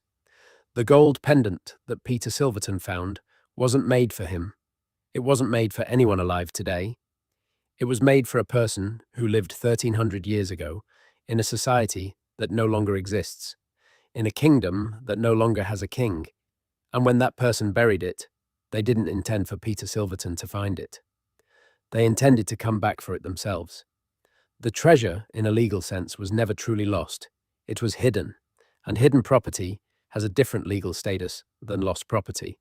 If you drop your wallet on the street and someone picks it up, the finder has a reasonable claim to it, because you clearly didn't intend to leave it there, but you've effectively given up control of it. But if you hide your wallet under a rock because you're being chased, and then you can't find the rock again, the wallet is still yours. You never intended to abandon it. You just failed to retrieve it. Now extend that logic across 1100 years. The person who buried Peter's hoard never intended to abandon it. They hid it because they were in danger, and they planned to come back. The fact that they never came back doesn't change the intention. The treasure was hidden, not abandoned. And since the person who hid it is long dead with no identifiable heirs, the legal ownership reverts to the sovereign, the entity that stands at the top of the chain of title in English common law. You can argue with this logic. Many people have. The libertarian position says property rights should be absolute, that what you find on your own land is yours, end of story, and the state has no business claiming it. The utilitarian position says the question should be decided based on outcomes, specifically, which system produces the best results for the greatest number of people, where best results includes the preservation of historical knowledge and public access to cultural heritage. The current English system is essentially utilitarian. It prioritizes the preservation of the national heritage over the property rights of individual finders and landowners. It compensates those individuals, which is more than the old system did, but it doesn't let them keep the objects or control their fate. The state decides what happens to treasure, and the finder and landowner are compensated for their loss. Is this fair? Reasonable people disagree. What's harder to disagree with is that the system has produced some genuinely impressive results. The British Museum, the Yorkshire Museum, the Ashmolean, the Museum of London, and dozens of other institutions across the country hold collections of treasure finds that are, collectively, one of the great cultural resources of the world. These objects are studied by scholars, viewed by millions of visitors, and used as educational resources in schools and universities. If the finders had been allowed to keep them, many of these objects would have disappeared into private collections, inaccessible to the public and unavailable for study. The Treasure Act created a system that tries to balance competing interests. The public gets access to the objects. The scholars get to study them. The museums get to display them. And the finders and landowners get compensated. Nobody is perfectly happy, but everybody gets something. It's a very British solution. Compromise, pragmatism, muddling through. Not perfect, but it works well enough most of the time. The cases where it doesn't work well enough are the ones that get attention. The delays, the inadequate communication, the valuations that feel too low, the bureaucratic indifference to the personal disruption that a major find causes. These are real problems, and they erode trust in the system. Every farmer who hears about Peter Silverton's experience, the months of waiting, the field he couldn't use, the money that took years to arrive, thinks twice about reporting the next find. And the system depends on trust. It depends on people doing the right thing, picking up the phone, telling the authorities what they've found, accepting that the process will be slow and sometimes frustrating. If that trust breaks down, if people start hiding their finds instead of reporting them, the system collapses. And the things that are lost, the knowledge, the context, the objects themselves, can never be recovered. This is why the Portable Antiquities Scheme matters so much. The PIAS is not just a database, it's a relationship. It's a network of finds liaison officers who know the local detecting community, who attend rallies and club meetings, who take the time to record every find that's brought to them, whether it's a Roman coin or a Georgian button. The PAS builds the trust that the formal treasure process sometimes erodes. It shows people that the system cares about what they find, that their discoveries are valued, that their contribution to knowledge is recognized. The PAS has recorded over 1.5 million finds since 1997. The vast majority of these are not treasure. They're individual objects. Coins, brooches, buckles, pottery fragments, the small change of daily life across 2 millennia. But collectively, they form one of the most extraordinary archaeological databases in the world. Patterns emerge from this data that no individual find could reveal. The distribution of Roman coins across a region tells us about trade routes and market towns. The concentration of medieval badges near a particular crossroads tells us about pilgrimage routes. The scatter of lead musket balls across a hillside tells us about a Civil War skirmish that no written source recorded. This is the real value of reporting, not just the individual object, but the pattern. The bigger picture that emerges when thousands of individual discoveries are recorded, mapped, and analyzed together.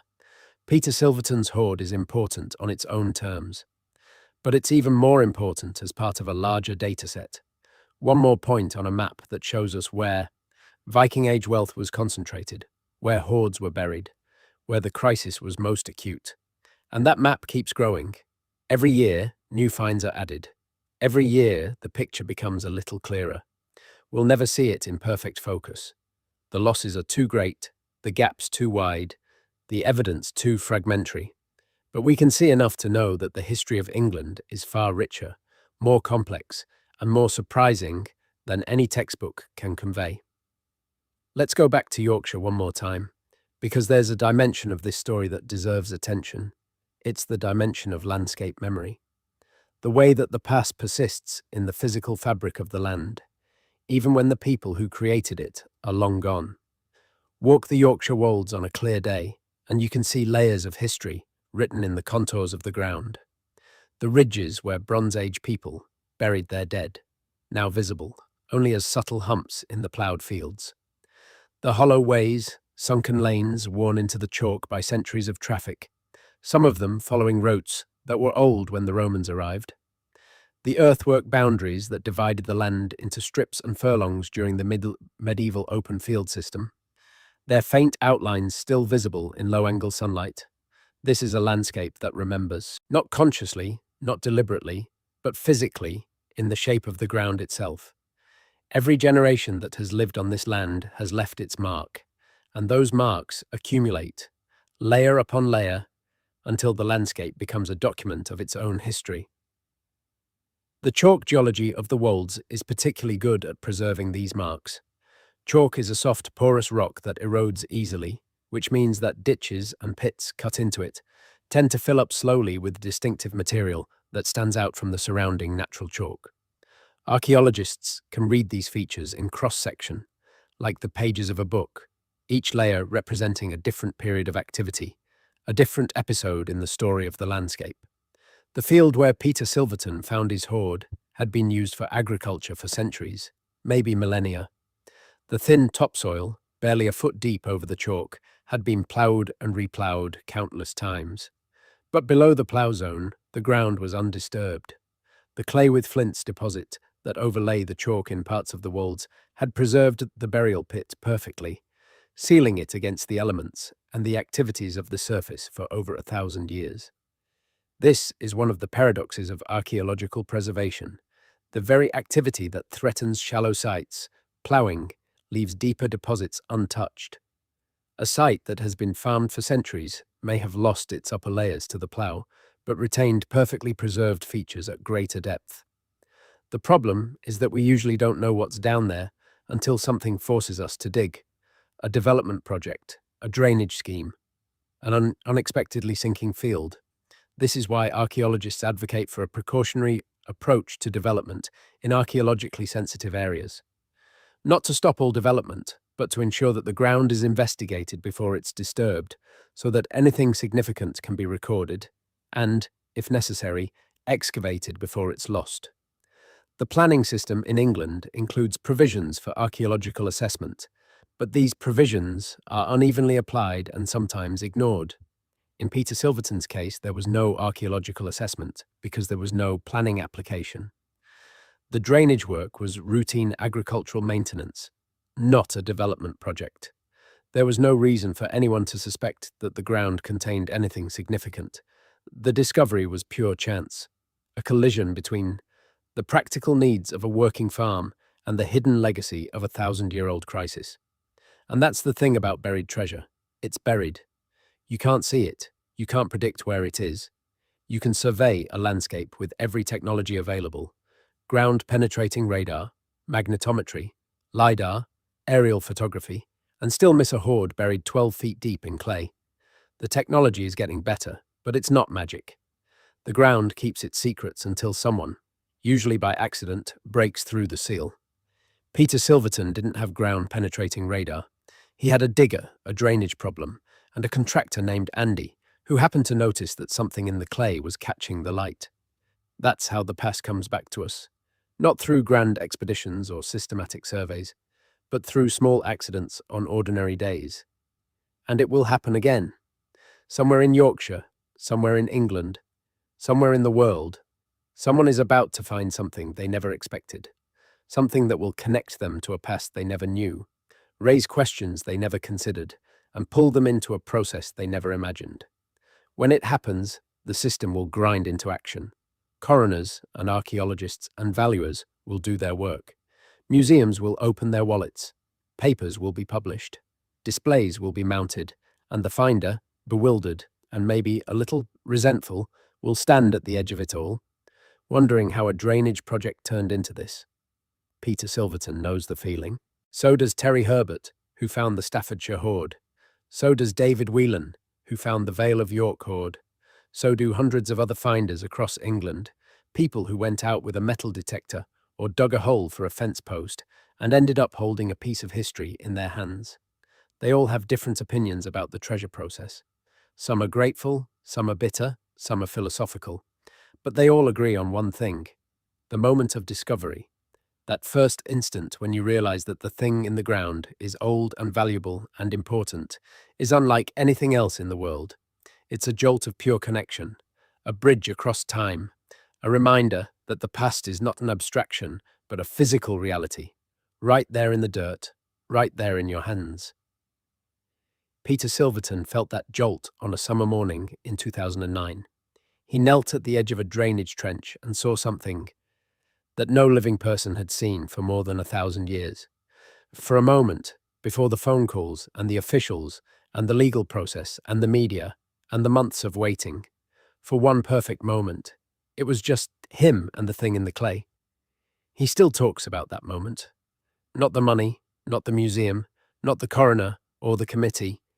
The moment, the light on the gold, the silence of the field, the weight of centuries in the soil. That's the real treasure.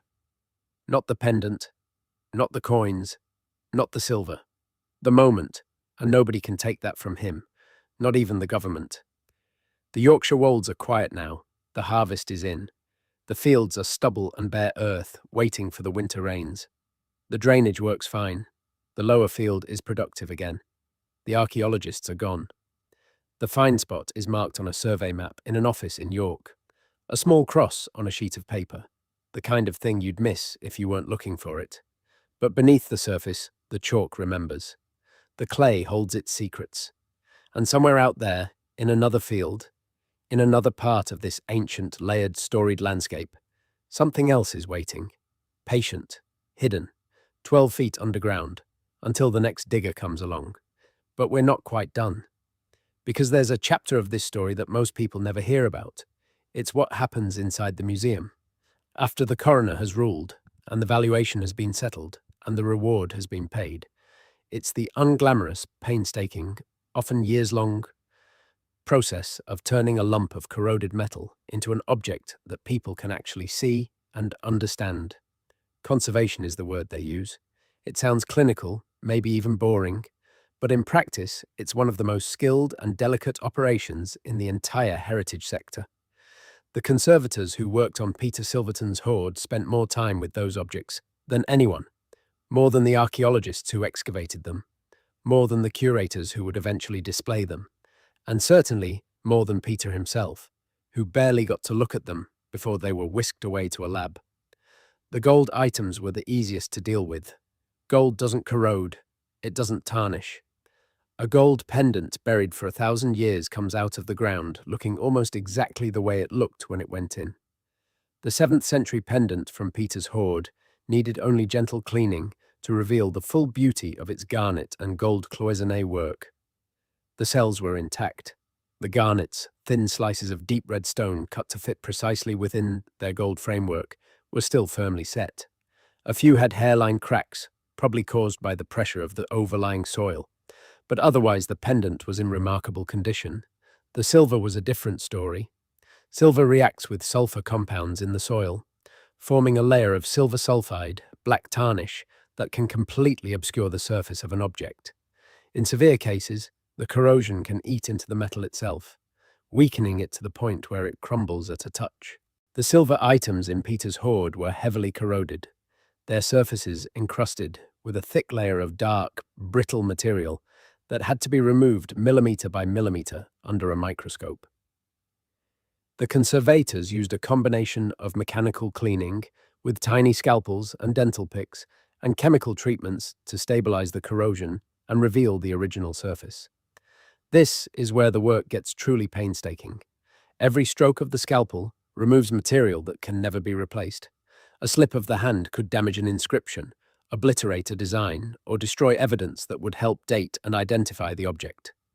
The conservators work under magnification, in controlled humidity, with the patient focus of surgeons performing the most delicate kind of operation. One of the silver brooches in the hoard turned out to be more significant than anyone initially realized. Beneath the corrosion, the conservators found traces of niello, a black metallic alloy that was used to fill engraved designs on silver and gold objects. The niello decoration, once it was revealed, showed an intricate pattern of interlaced animals in the true Hiddle style, a decorative tradition named after a hoard found in Cornwall in 1774. True Hiddle style decoration is characteristic of 9th century Anglo-Saxon metalwork, and the brooch from Peter's hoard was, once cleaned, identified as one of the finest examples of the style found in recent decades. This is the kind of discovery that only happens during conservation. The archaeologists who excavated the hoard couldn't see the niello through the corrosion. The coroner who declared it treasure didn't know about the true Hiddle style decoration.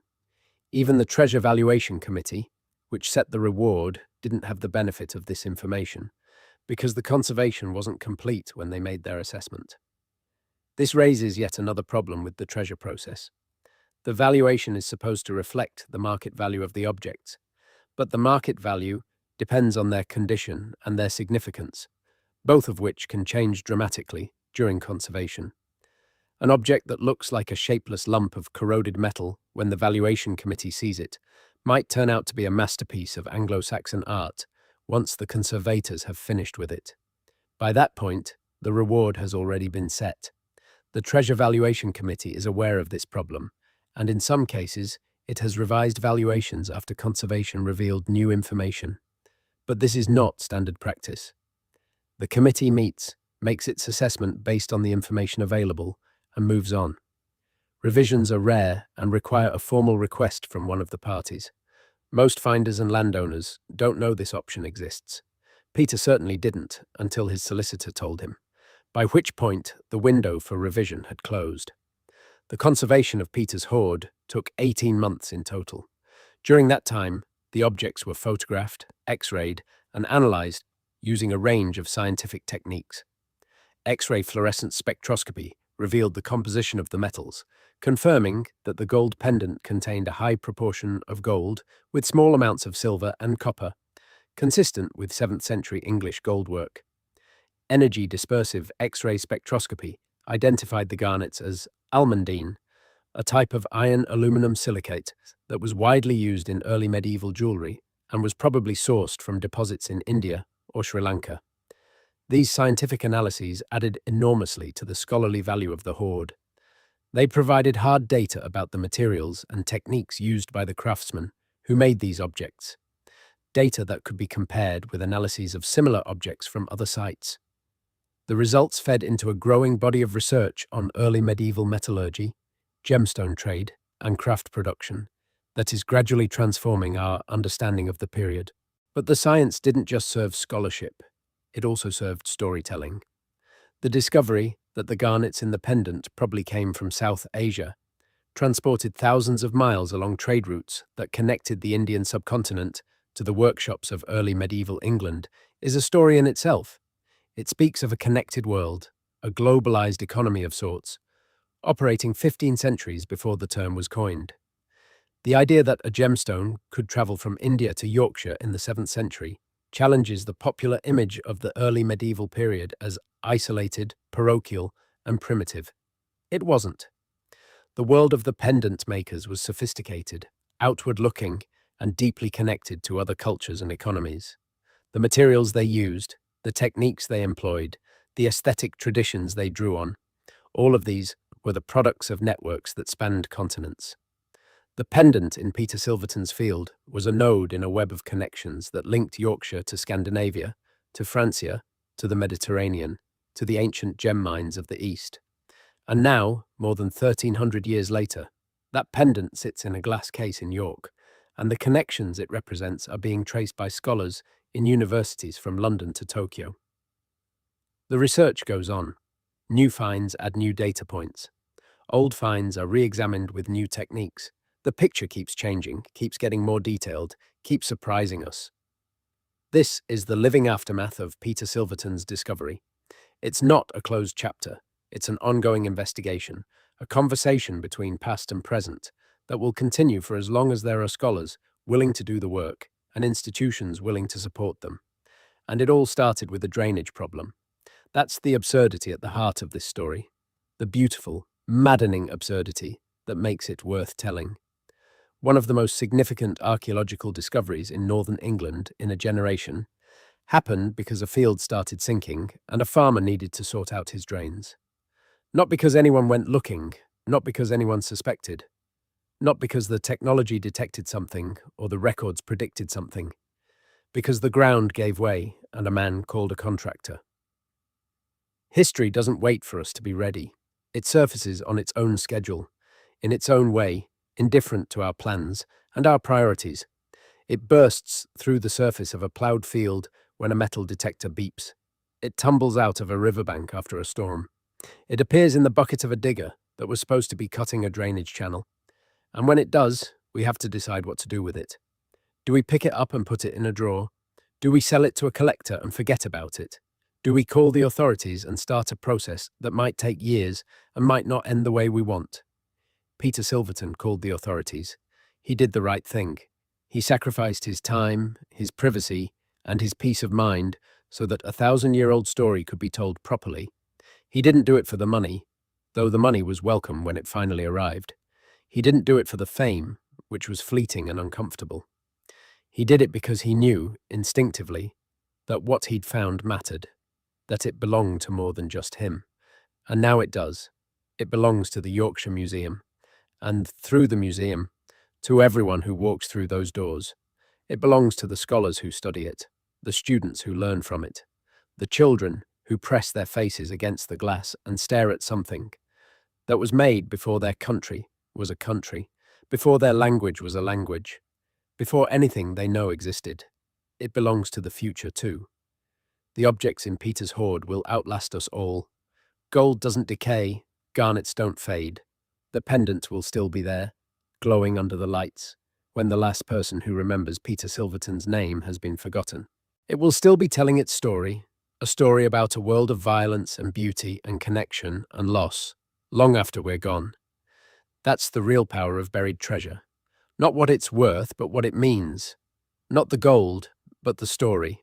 Not the object, but the human hands that made it, wore it, treasured it, buried it, and forgot it, until a farmer in Yorkshire needed to fix his drains. And the ground, after 1,000 years of silence, finally gave up its secret. There's a postscript to this story that most accounts leave out. It involves Margaret. 2 years after the hoard went on display at the Yorkshire Museum, Margaret Silverton drove to York on her own. Peter didn't come.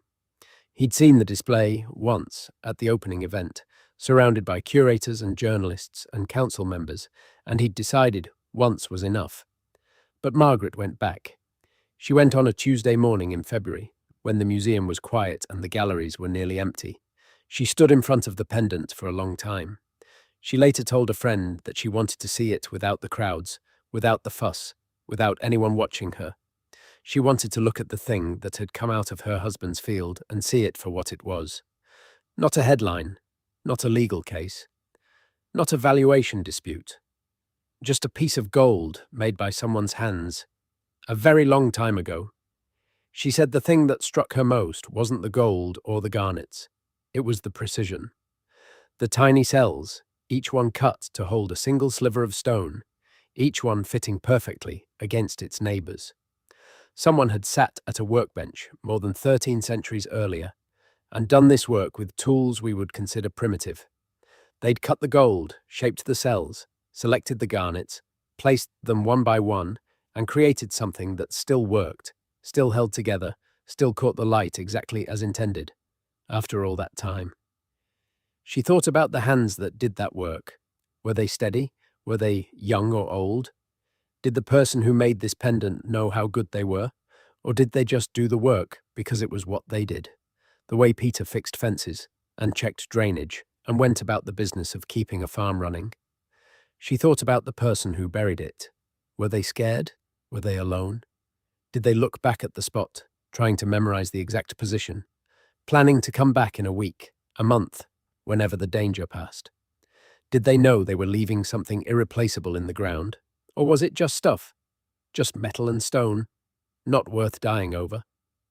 She thought about the 1,000 years between the burying and the finding, the Normans who built castles on the hills, the monks who farmed the land and prayed in their stone churches, the soldiers who marched to Marston Moor and Towton, the enclosers who carved the open fields into hedged parcels, the Silvertons who bought the farm after the First War and have been there ever since. All of them walking over the same ground, not knowing. And she thought about Andy Moffat sitting in his digger cab, looking down into the trench and seeing the light catch something in the clay. That one moment when everything changed. When a routine job on a Tuesday morning became the beginning of a story that would end with Margaret standing alone in a museum gallery in York, looking at the thing her husband found in their field. She bought a postcard of the pendant from the museum shop on her way out. She stuck it on the refrigerator door in the kitchen, next to the shopping list and the grandchildren's drawings, and the calendar from the feed merchant. It's still there. A small rectangle of glossy card, showing a 7th century masterpiece in all its restored beauty. Peter walks past it every morning on his way to put the kettle on. He doesn't look at it anymore. It's just part of the kitchen, part of the background, part of the house. But sometimes, very occasionally, a visitor notices it and asks about it, and Peter tells the story. The short version, the one he's polished over the years, the one with the good bits and the funny bits, and the bit where Andy said, "Well, that's not a drain." He never tells them about the waiting, the months of silence, the feeling of being sidelined in a process that concerned his own land and his own discovery. He doesn't tell them about the neighbor who implied he was hiding more than he'd reported, or the cousin who called out of the blue asking about money, or the tax implications that nobody had warned him about. He tells them about the moment, the light on the gold, the silence of the field, the weight of centuries in the soil. And then he changes the subject, because the kettle's boiled and the sheep need checking, and the drainage in the upper field is making a funny noise, and he's got better things to do than stand around talking about something that happened 17 years ago. The pendant doesn't care. It sits in its case in York, ageless and patient, outlasting everyone who ever made it, buried it, found it, studied it, or argued about it. It will outlast Peter and Margaret and Andy and the coroner and the valuers and the curators and all of us listening to this story. 1,300 years old and still catching the light. Still beautiful, still keeping its secrets. Some things the ground gives up, some things it keeps forever. And somewhere in Yorkshire, right now, the next discovery is 12 feet underground, waiting.